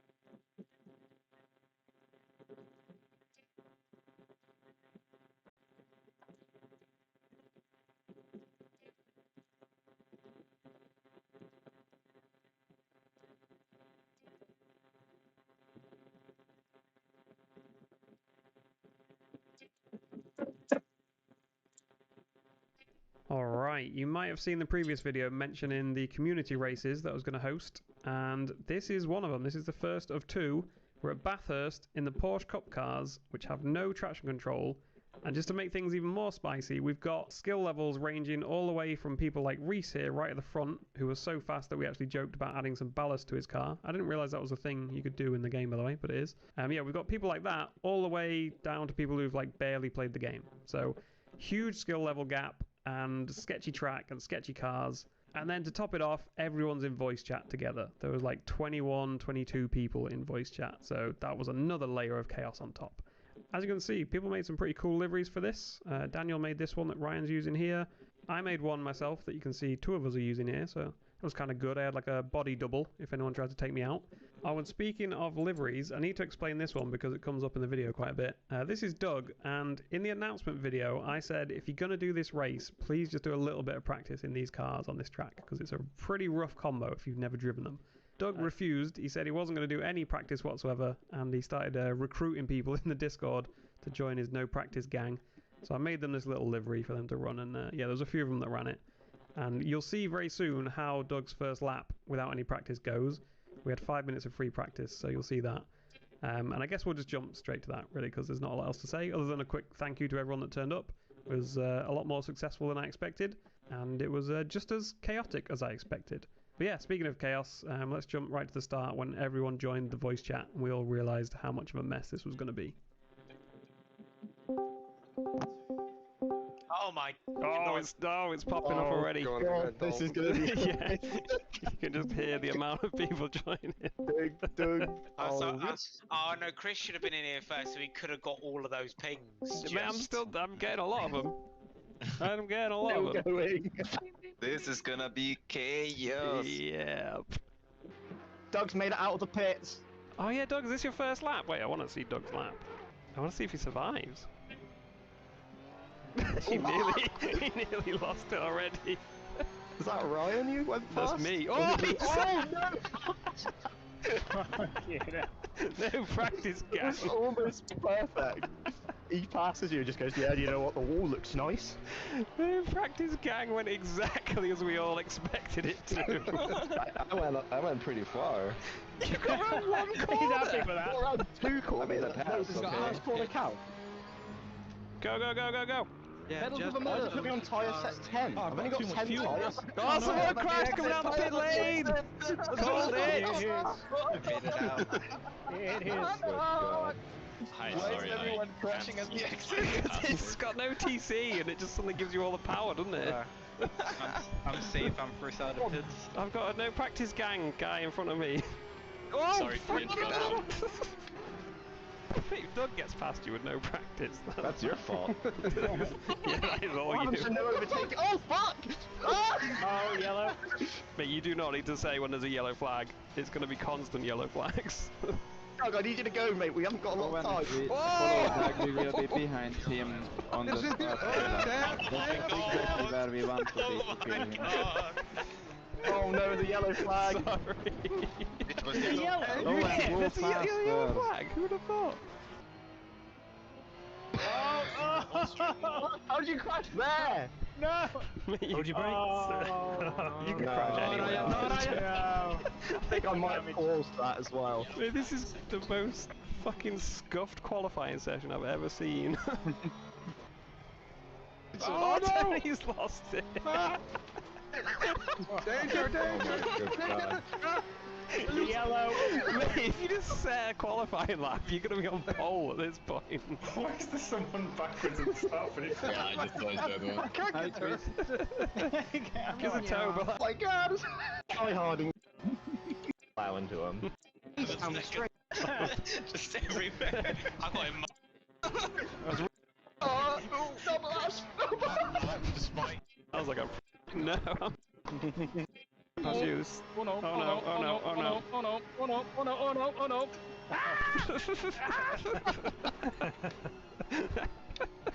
Fucking hell. The sand is quite nice at this time of year. We survived, I think, did we? We survived. We survived. I'm not sure about the other guy. We survived. Oh, that's Oh no, I heard everyone in front of me like die and I'm still not catching them. Go. Oh no, I can't let you pass it, can I? 37 seconds of damage now. You got what, 30? 37 seconds of damage. That's quite a lot of damage. Oh, the record I've seen in an unranked race. The record I've seen in an unranked race was Akram, who had 2 minutes of damage in the Ferrari Challenge as older. Oh, you can easily have over 4 minutes. Oh, there you go. You can find a good pass.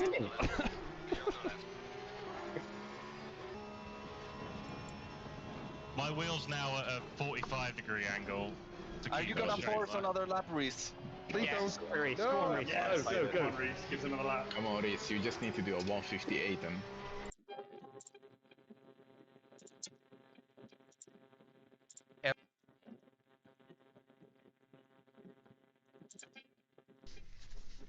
Every single child of God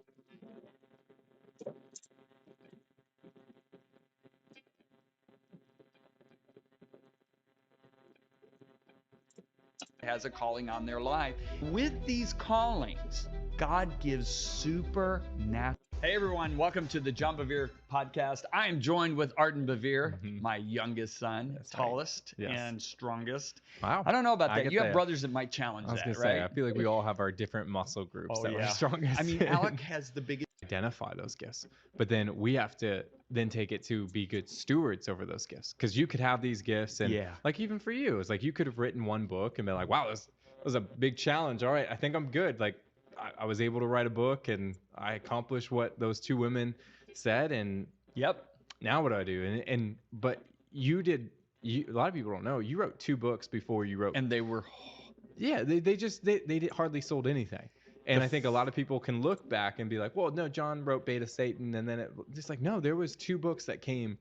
And what you showed is, God, I remember this for the Redefined, the first book I wrote, is I remember writing that book and I felt like. Which is a really good book, by the way. Thank you, Dad. But I felt so much of, like, when people ask me, like, well, how many books do you think it will sell? All this, and I was like, honestly, God told me to write a book. And whether it's super successful or not, I just know what I'm supposed to do as my stewardship of it is to write a book, and God do whatever it is that he's supposed to do then. And I think too many times do we base off our calling off of success, that then we start doing something and we don't quickly identify success in that thing, and then we're like, well, all right, obviously that wasn't God, and then we give up on it. And I don't think that's a good stewardship of our gifts. And that's part of this next step that we have to take, is 1, identifying what you talked about so much, but then 2, being a good steward over our gifts. I think you couldn't have said that any better. And I just look at the fact that, you know, I look at those first 2 books you're talking about. It. Not only did they not sell at all, I sent them to 2 publishers. One didn't even respond. The other one said a little too preachy. Yeah. And then the second book, and I told the Lord, I said, I'm not going to write a book unless you speak to me. So 25 times God's spoken to me to write a book. And that's why there's 25 books. Mm-hmm. I remember the second book, I sent it to my Bible school teacher. She was my favorite Bible school teacher. I loved her. Mm-hmm. And I was like a pet. I'll just be honest. And I remember she wrote me back. And this is the days before emails, because this is 1992 or 93. And she said, who do you think you are writing a message like this? Because it was a prophetic message about the church needing to return to the Lord. Mm-hmm. And she really criticized it. And I was devastated. Mm-hmm. I remember a friend of mine read one of those first 2 books. And the friend said, I think you got too many scriptures, and was kind of negative about it. Arden, I was so depressed. Yeah. I remember laying on my living room floor. I mean, you weren't even born yet. And I was looking up the ceilings thinking, you're a failure. You're a complete failure. Yet, when I'd sit down at the little laptop computer, I would sense the Spirit of God. And I would sense these messages are going to be read by people all over the world. Yet the publishers are rejecting it. My Bible school teacher says, who do you think you are? My friend says, it's too preachy, too many scriptures. Everything looked like I was a failure. Everything. Until the Bait of Satan came out. And what a lot of people don't understand is it didn't sell very well. Yeah. Until 6 months into it, I was asked to go on an international talk show. I was only supposed to mention the book. I only had 20 minutes to speak. Mm-hmm. And they wanted to talk mostly about our family. Yeah. They didn't want to talk about the book. but the publisher said, hey, it's an open door. I said, sure. I get on that program. The host of that program, who he's passed away now, the bait of Satan? What is that? And I started opening my mouth, and God anointed it. I remember they said, keep your eyes on the floor director. The floor director wasn't moving. I'm like, we're past 20 minutes. Yeah. It ended up going 40 minutes nonstop. The next day, every bookstore in the United States was sold out, and within 2 days, the publisher was 20,000 back ordered. I never could have orchestrated that. Never could have done that on my own. That was something God did. Yeah. And so our job is to be faithful with our gifts. Yeah. But the Bible says the gift of God on our life will, listen, it'll make a way for us. It'll open a door for us, and it'll bring us before great men and women. I look at that as I was being faithful after rejection, after rejection, after rejection, but just doing what I was getting in prayer in the mornings. Then all of a sudden, God opens the door with these people that were really well known, and all of a sudden now the book is all in hands. And now Beta Satan has passed 6 million copies. Yeah. I always look at it, and I think that's a great illustration of it. Is in NFL football, it's sometimes when you're playing from your own side of the field, you can have these big chunk plays, and it's easy to get a long run or a big pass. But then you get to the red zone, which is like the last 20 yards, and they switch out and they bring in those 300-pound defensive linemen. That's like, if you're gonna run the ball, if you're gonna get an inch, it's gonna be some work here. And I look at that, and I always have seen this as on the other side of oftentimes the difficulties and just the perseverance is breakthrough. And just because things are getting tougher and harder and it feels like, well, I'm not getting any traction, doesn't mean you're not just about to break through. And just in the same way that there's the end zone right on the other side. It's like, in order to experience, I love this, it's in order to experience heaven's dream, you have to experience hell's nightmare.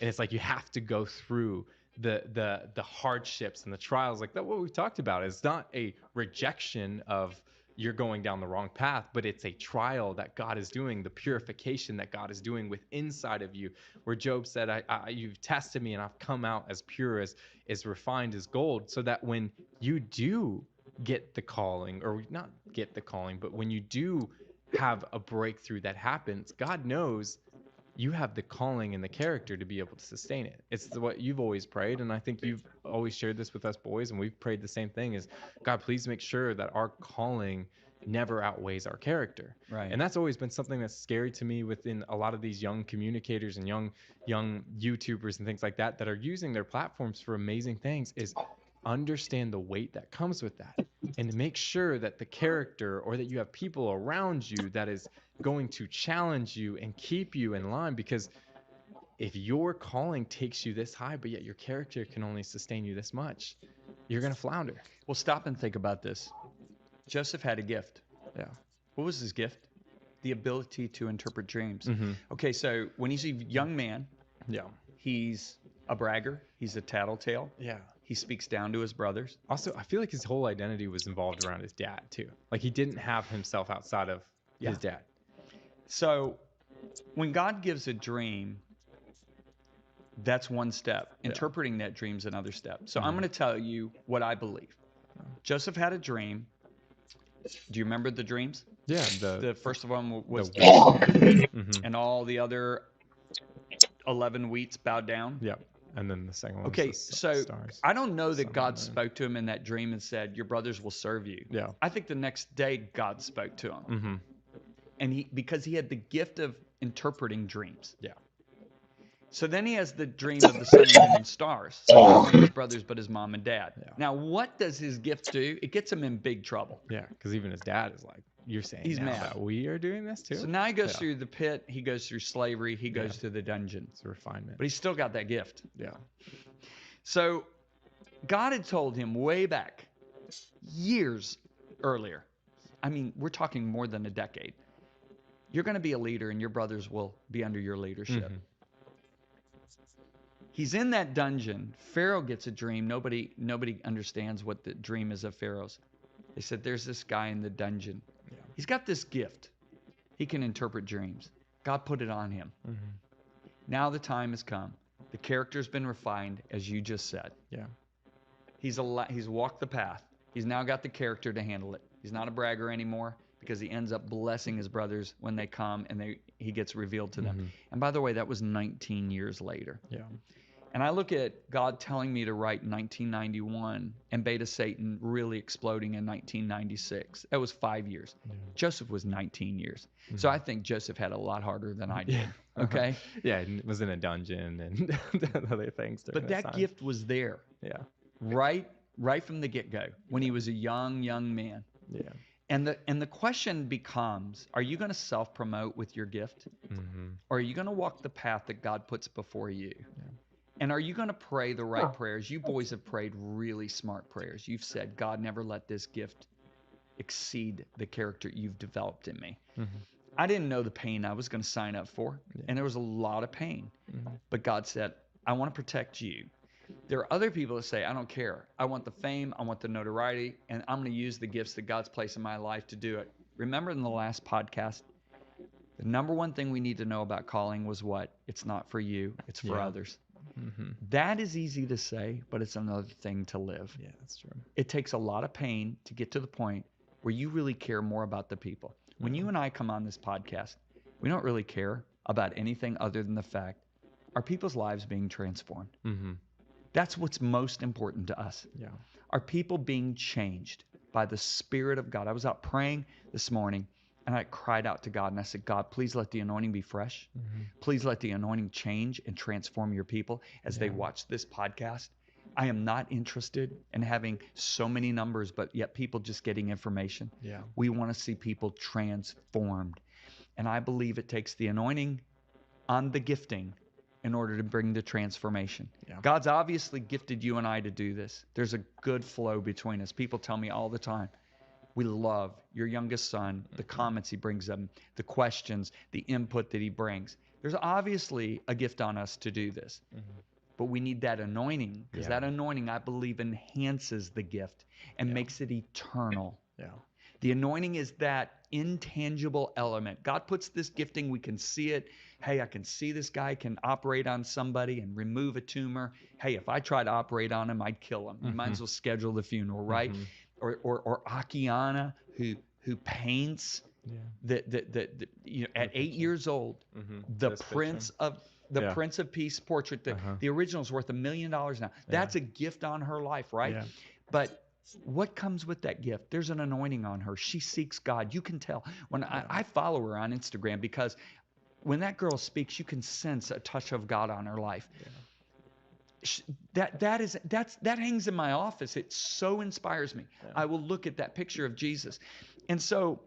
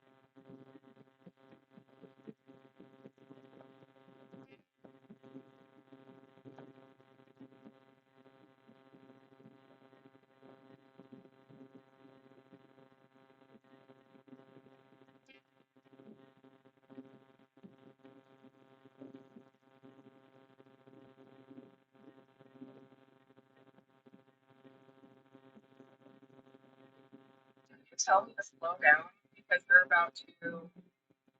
I am not sorry. That's adding fuel to the fire, and I'm really speeding up. If you tell me.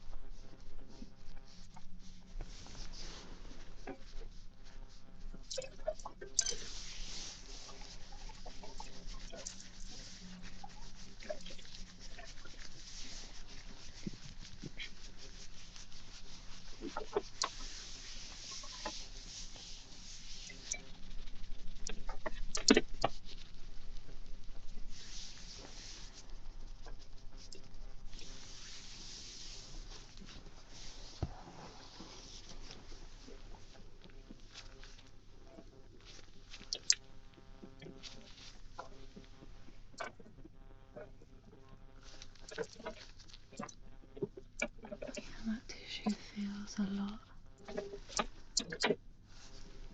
less dense and tense. A lot more blood running through it now. Hopefully this should help with the shoulder pain.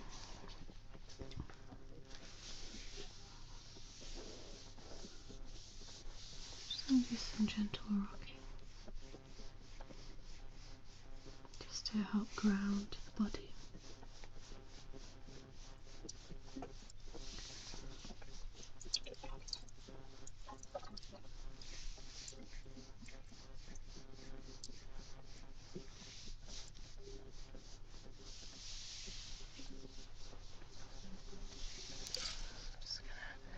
Do a gentle stretch.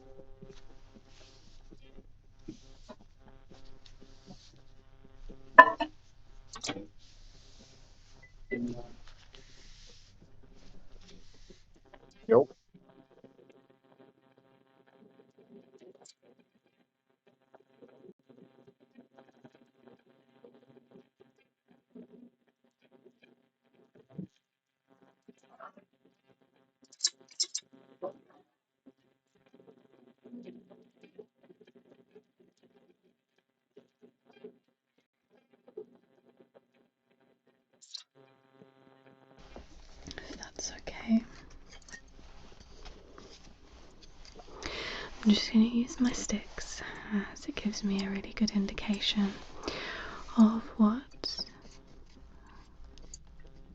going on under the skin.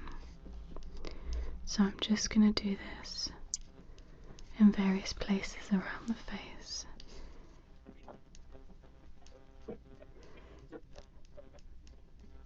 Especially where you've mentioned there's pain, okay? Yeah. Yep. Still out there? It would sound like. So just gently That's crazy. just pulling the skin. Yeah. Can't be legal. Can't be legal? Yeah, there's no way.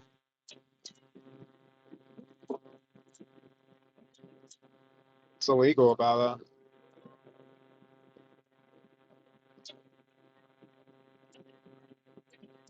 Nothing.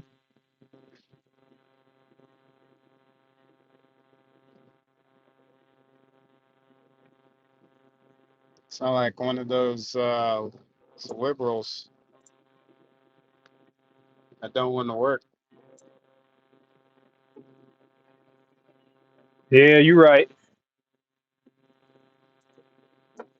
Yeah, let's watch Megyn Kelly. Anti-ICE agitators. I'm gonna go get my last Red Bull. Taking to the streets Another of Los one, huh? Angeles for a fourth straight night. Yeah, I'm on the as last one. Secretary of Defense Pete Hegseth deploys 700 Marines to protect federal buildings. Last night, looters were seen ransacking an Apple store, a CVS, and the Adidas store you see on your screen right now. They even targeted a local sushi restaurant. Oh, okay, nothing says F the man like targeting the local sushi restaurant. Watch. Get him out! Yo, stop that shit! Yo, stop that shit!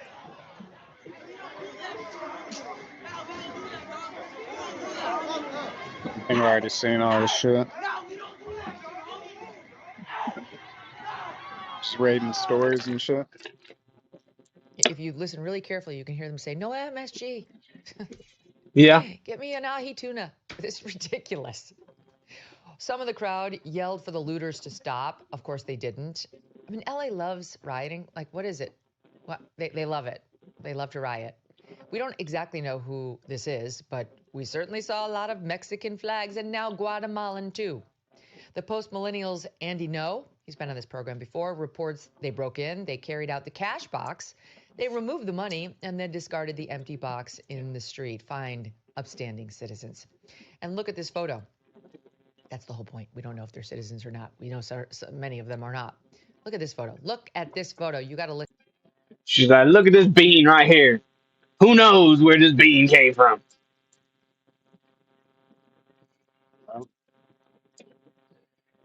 Nobody could tell. Nobody's gonna know. We can't know. That's why we got to get him out of here. 'Cause we don't know.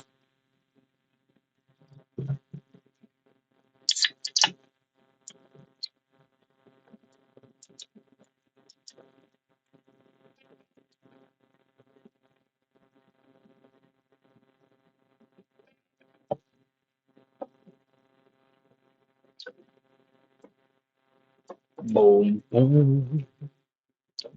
Boom, boom, boom. Boom, boom.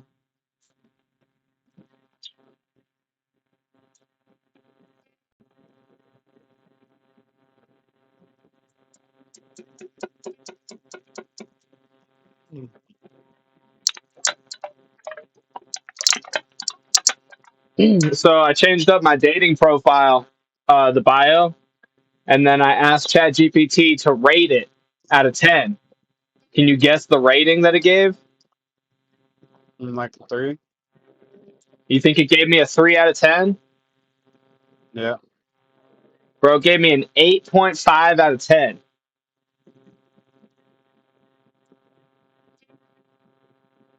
That's pretty good if you're trying to date a robot. And then it gave me a couple suggestions, and then it gave me a 9.2. And then it had a couple final suggestions, but I told it that I didn't like what its suggestions were, and then it gave me a 9.5. For what? Not changing anything? Yeah, just for telling it that I didn't like it, what it said.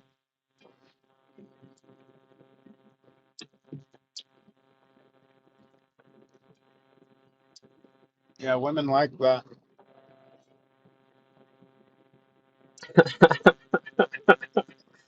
You want me to read you my new bio? I guess. All right. I'm a crafter, builder, and designer by nature. I imagine things and then I build them. I'm fluent in sarcasm, but I'm always kind at heart. I love to windsurf. I play the bassoon with an orchestra and I ride a fast motorcycle. I also love sim racing and aviation. Hang gliding is on my bucket list, so let's go. Looking for someone who's goofy and has a wholesome attitude.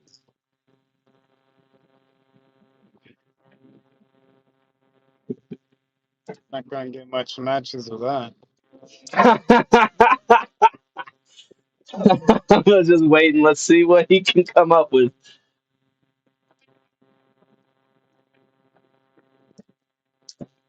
What else? What other suggestions we got? Wait, hold on. Mine, I know you got something else cooking in there. Hold on. I'm talking on the radio.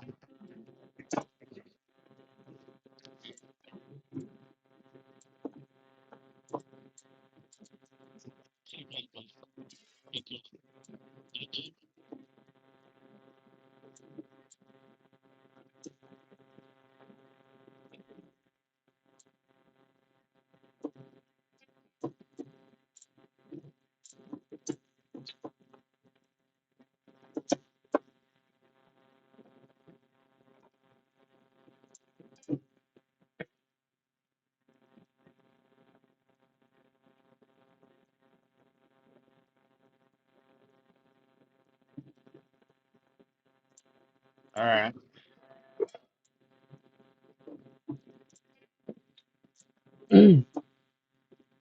What else you got? I know you got something else cooking. What do you want? You want me to write your bio? No, I just thought you had some more jokes. Oh, I don't think there's anything you could do to improve my bio. I doubt that. It's already damn near, but it's already got a 9.5 out of 10, dude. Just delete everything on there and just put bad boy.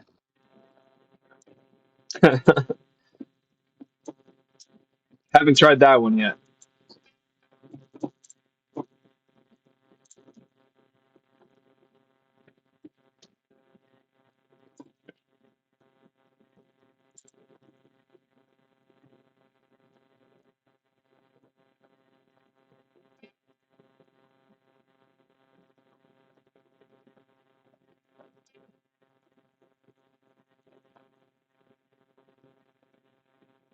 Mm.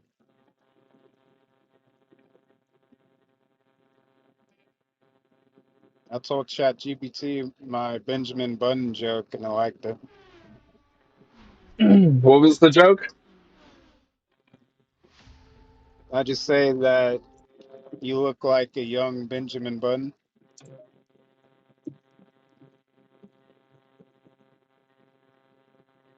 And it was saying like, it's like, I hope I'm not gonna go back to Windows 95 or some shit. All right. All right. It's kind of Yeah, fun. I was rolling with it. It's kind of funny.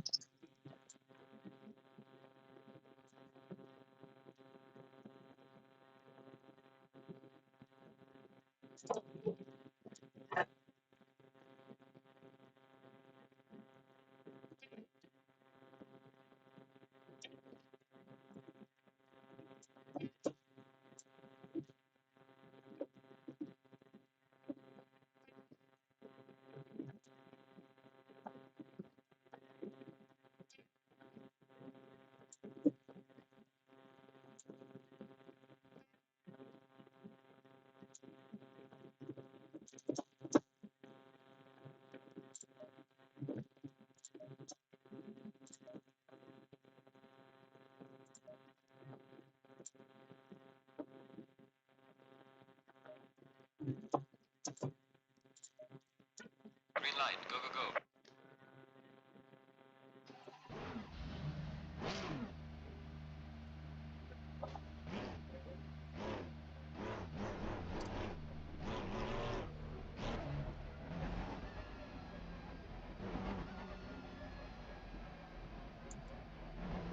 God damn.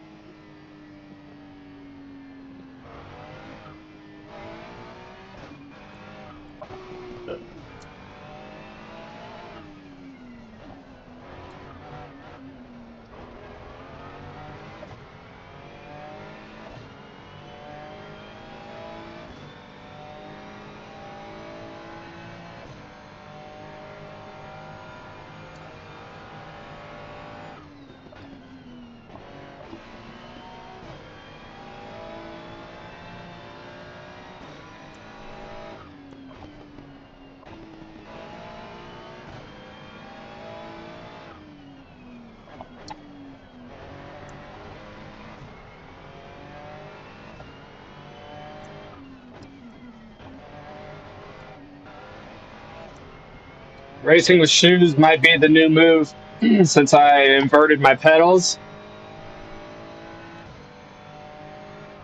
Oh yeah. Yeah, plus since I got this load cell pedal, I'm going to be pressing harder into the brake. So it might be a good idea to have a bit more of a padding between the hard pedal.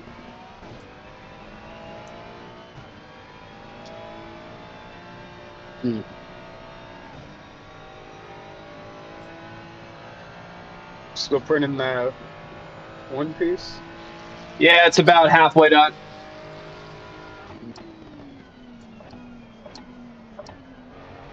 Slow.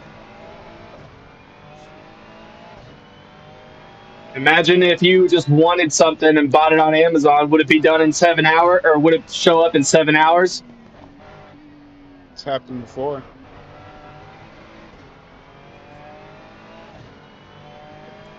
Anyway, you get the point. Yeah.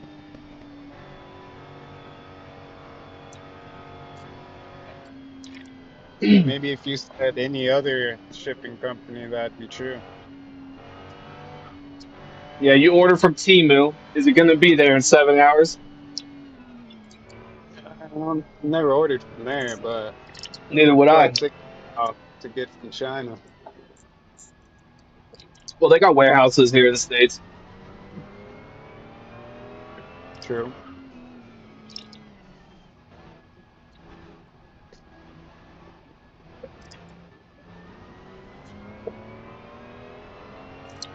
I was watching a video earlier talking about Wish and Temu pretty much destroyed that.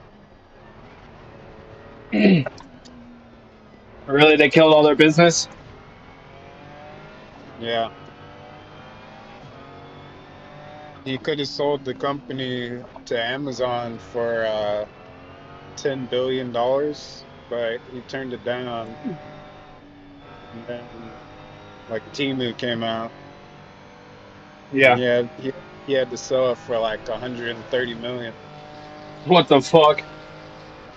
Yeah. Took a pretty big L on that. Yeah. That sucks. His chest still hurts when he wakes up in the morning. Yeah.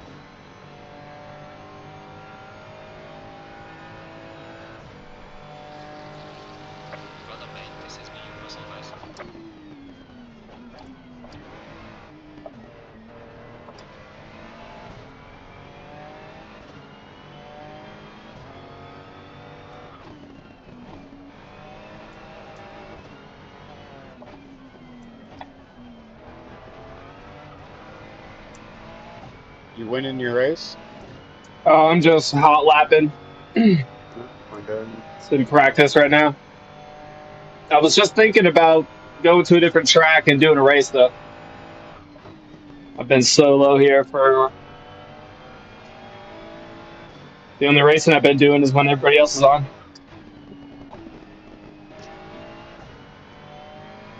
Download that one game? Oh, nope.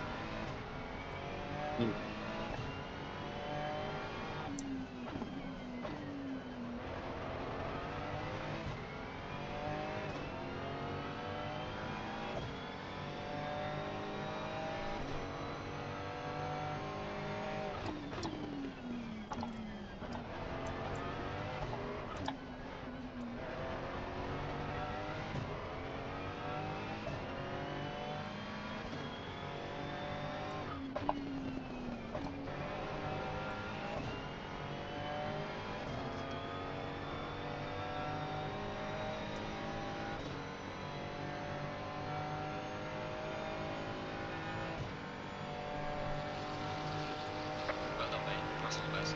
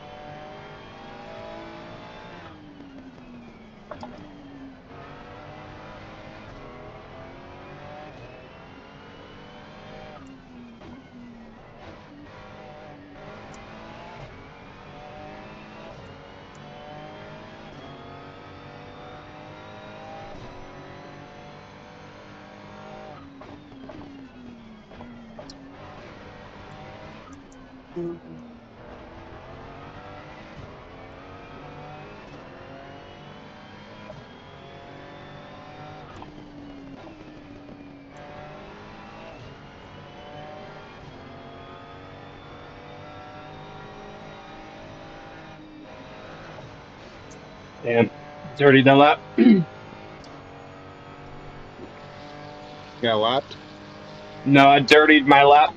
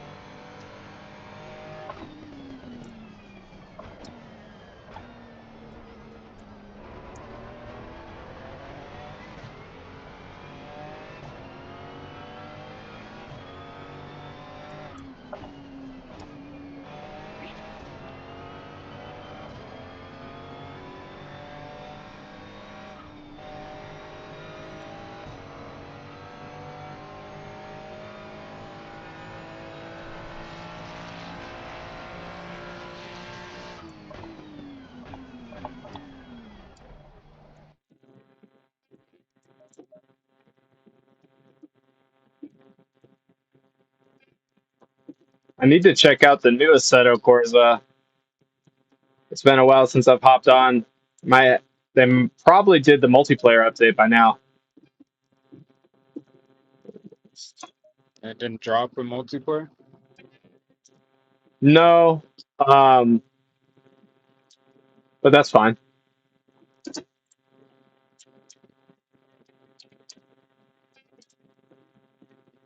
Not really. Not great. Well, for sim racing, solo, like just lapping by yourself, it's not a real problem. Yeah, I guess. Yeah. Dropping all these half complete games and shit. Well, it's okay. Like this, like honestly, they're good. They're a trusted source, and so like I don't know, like with this game, Assetto Corsa Competizione. Um, like I bought this shit in pre-access, and I bought the new one in pre-access as well. So, like, yeah.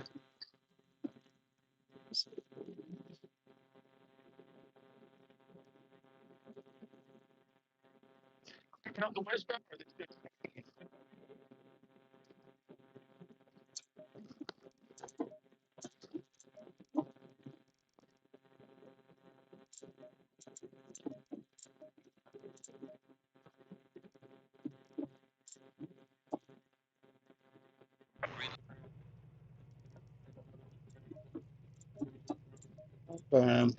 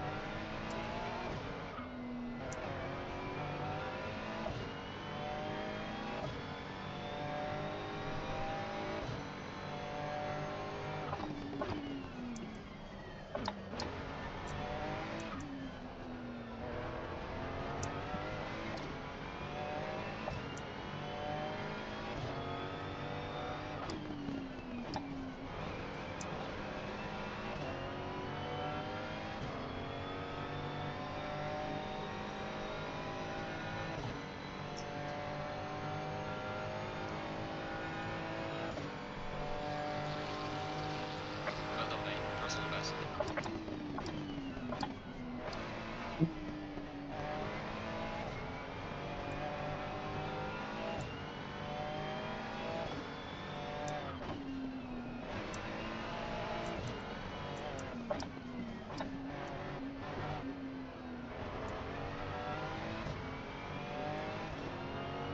Yellow flag in sector 2.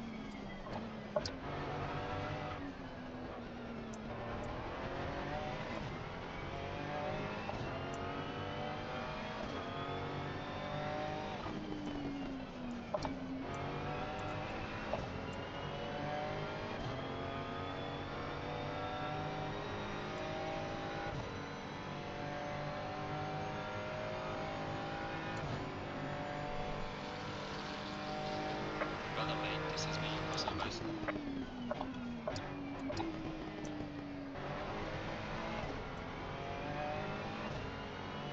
There's a slow car up ahead.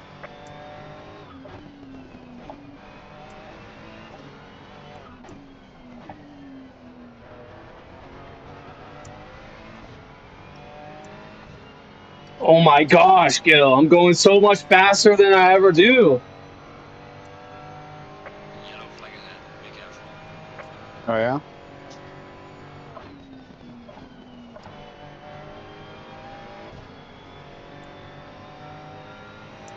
Should top speed. Hold up. Some dude about to fuck me up, probably. Mother, Got some light damage on the front. bro. That sucks. I was hoping he would break off to the right. I gotta go back now. I was almost about to fucking break my fastest lap by like 3/10. Dude, I'm going so much faster because of these pedals. That is insane. Yeah.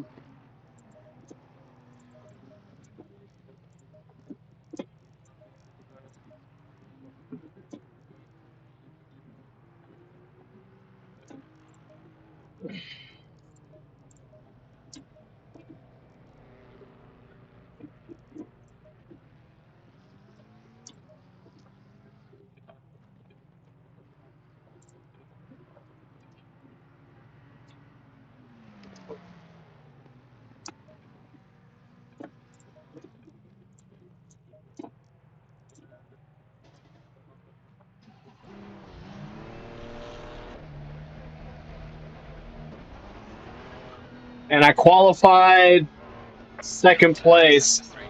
First place has like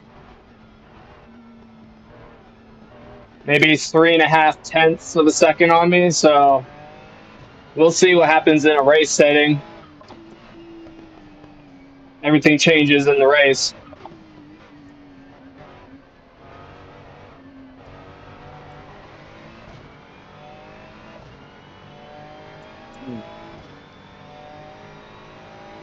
Screen brightness just went down.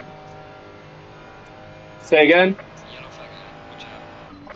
My phone's screen brightness just went down. Oh.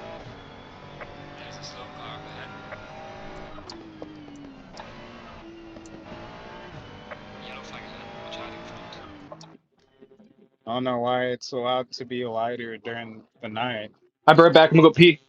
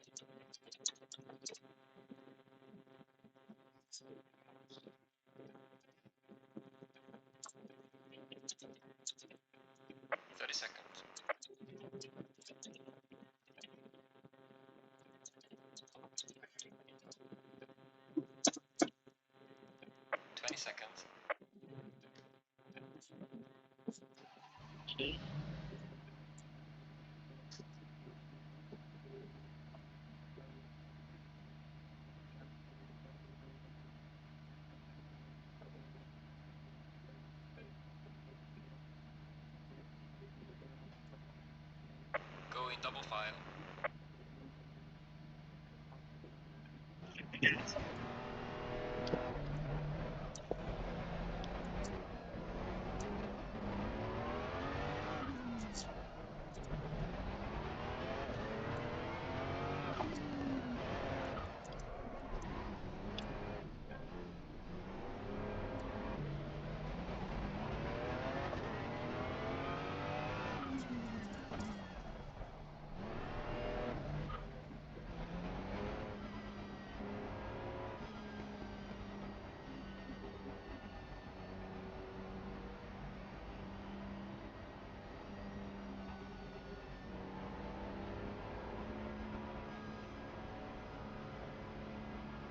Green light. Give it all you can.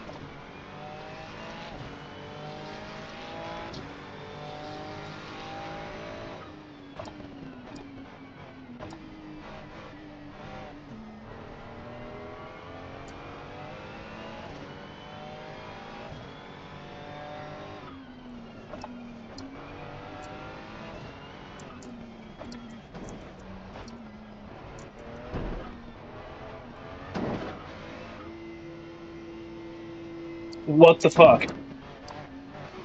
Whole game just fucking froze. Holy shit.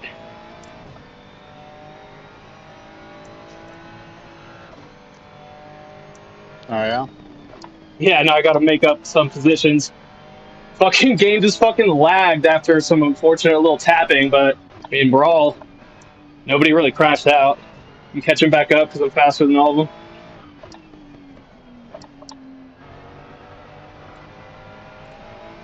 I think my car is okay.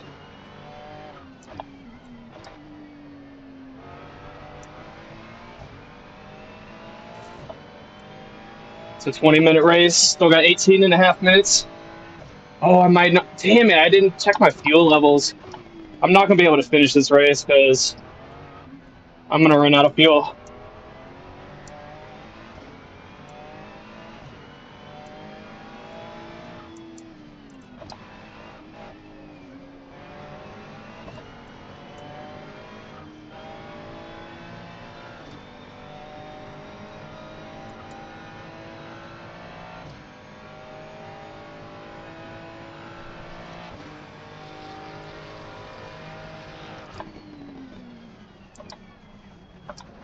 That was a close one. Come on, buddy, you got to back out.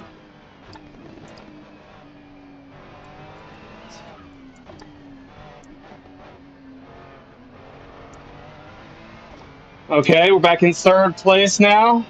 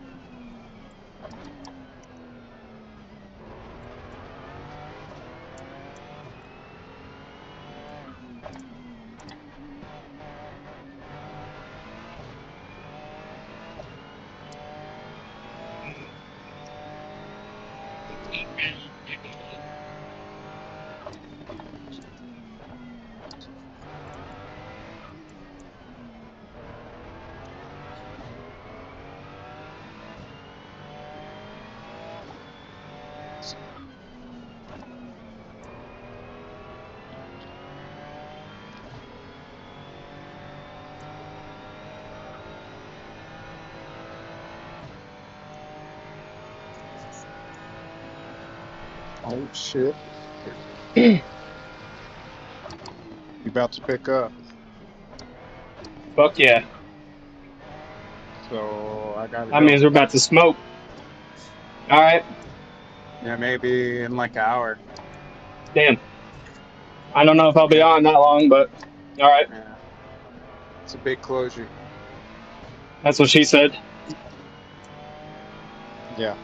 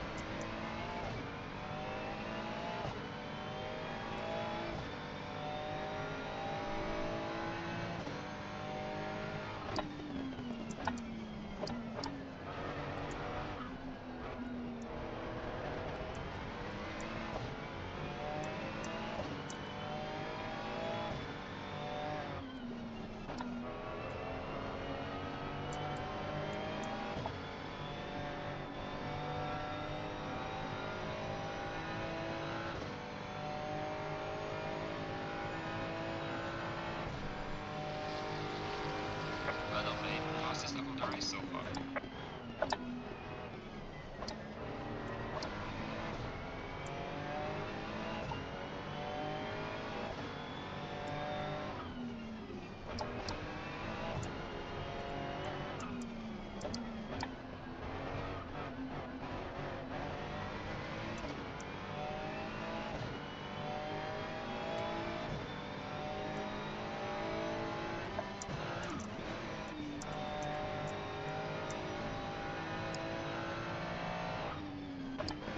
Yellow flag in sector 1.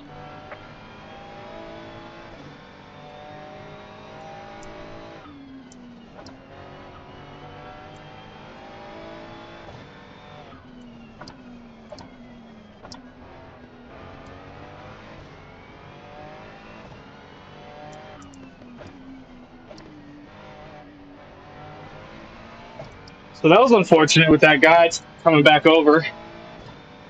Pretty sure he came back into my lane before he was ahead of me. So, and I ain't backing out. So fuck that.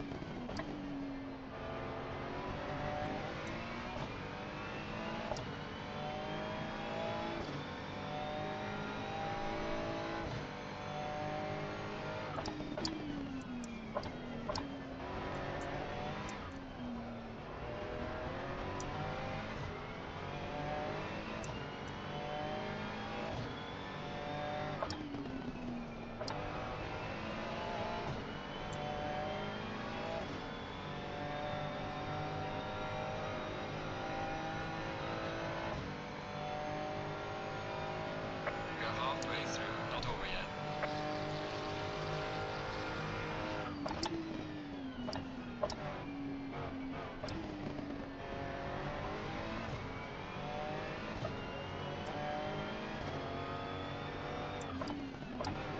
Slow car ahead. Yellow flag ahead. Be careful.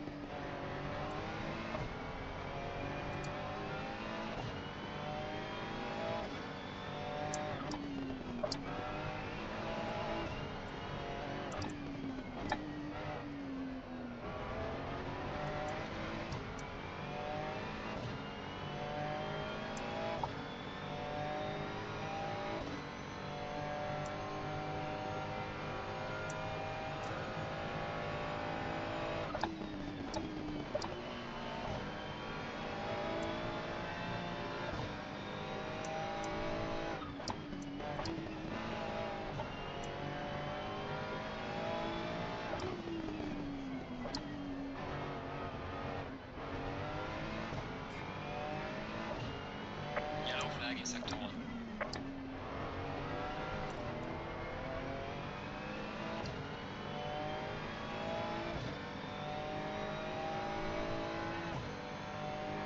Slow car ahead.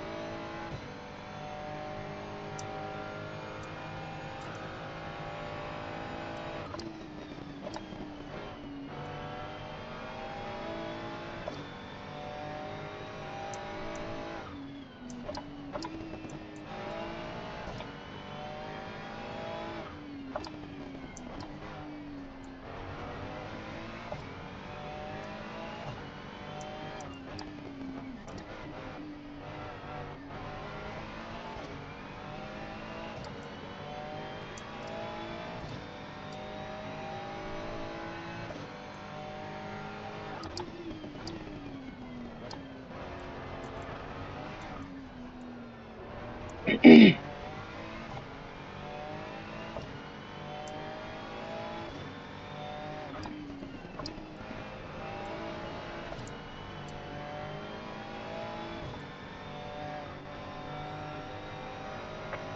is finished, alright?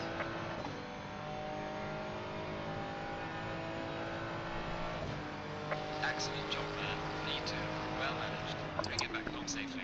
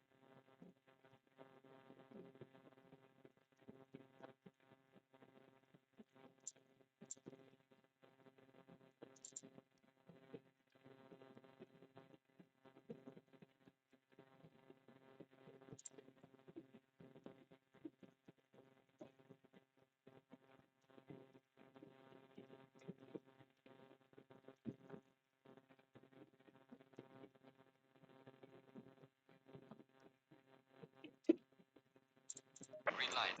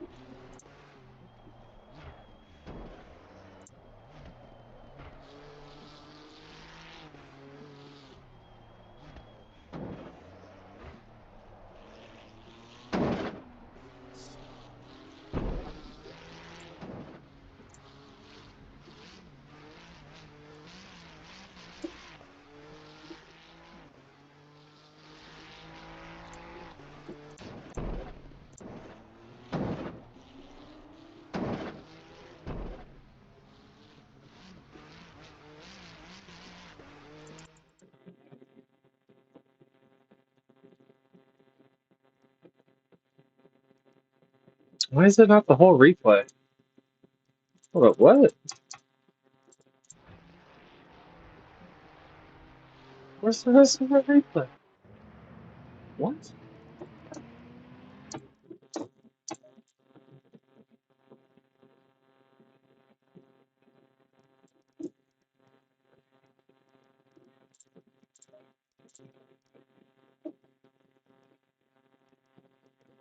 Huh. I was about to say, like, what the hell?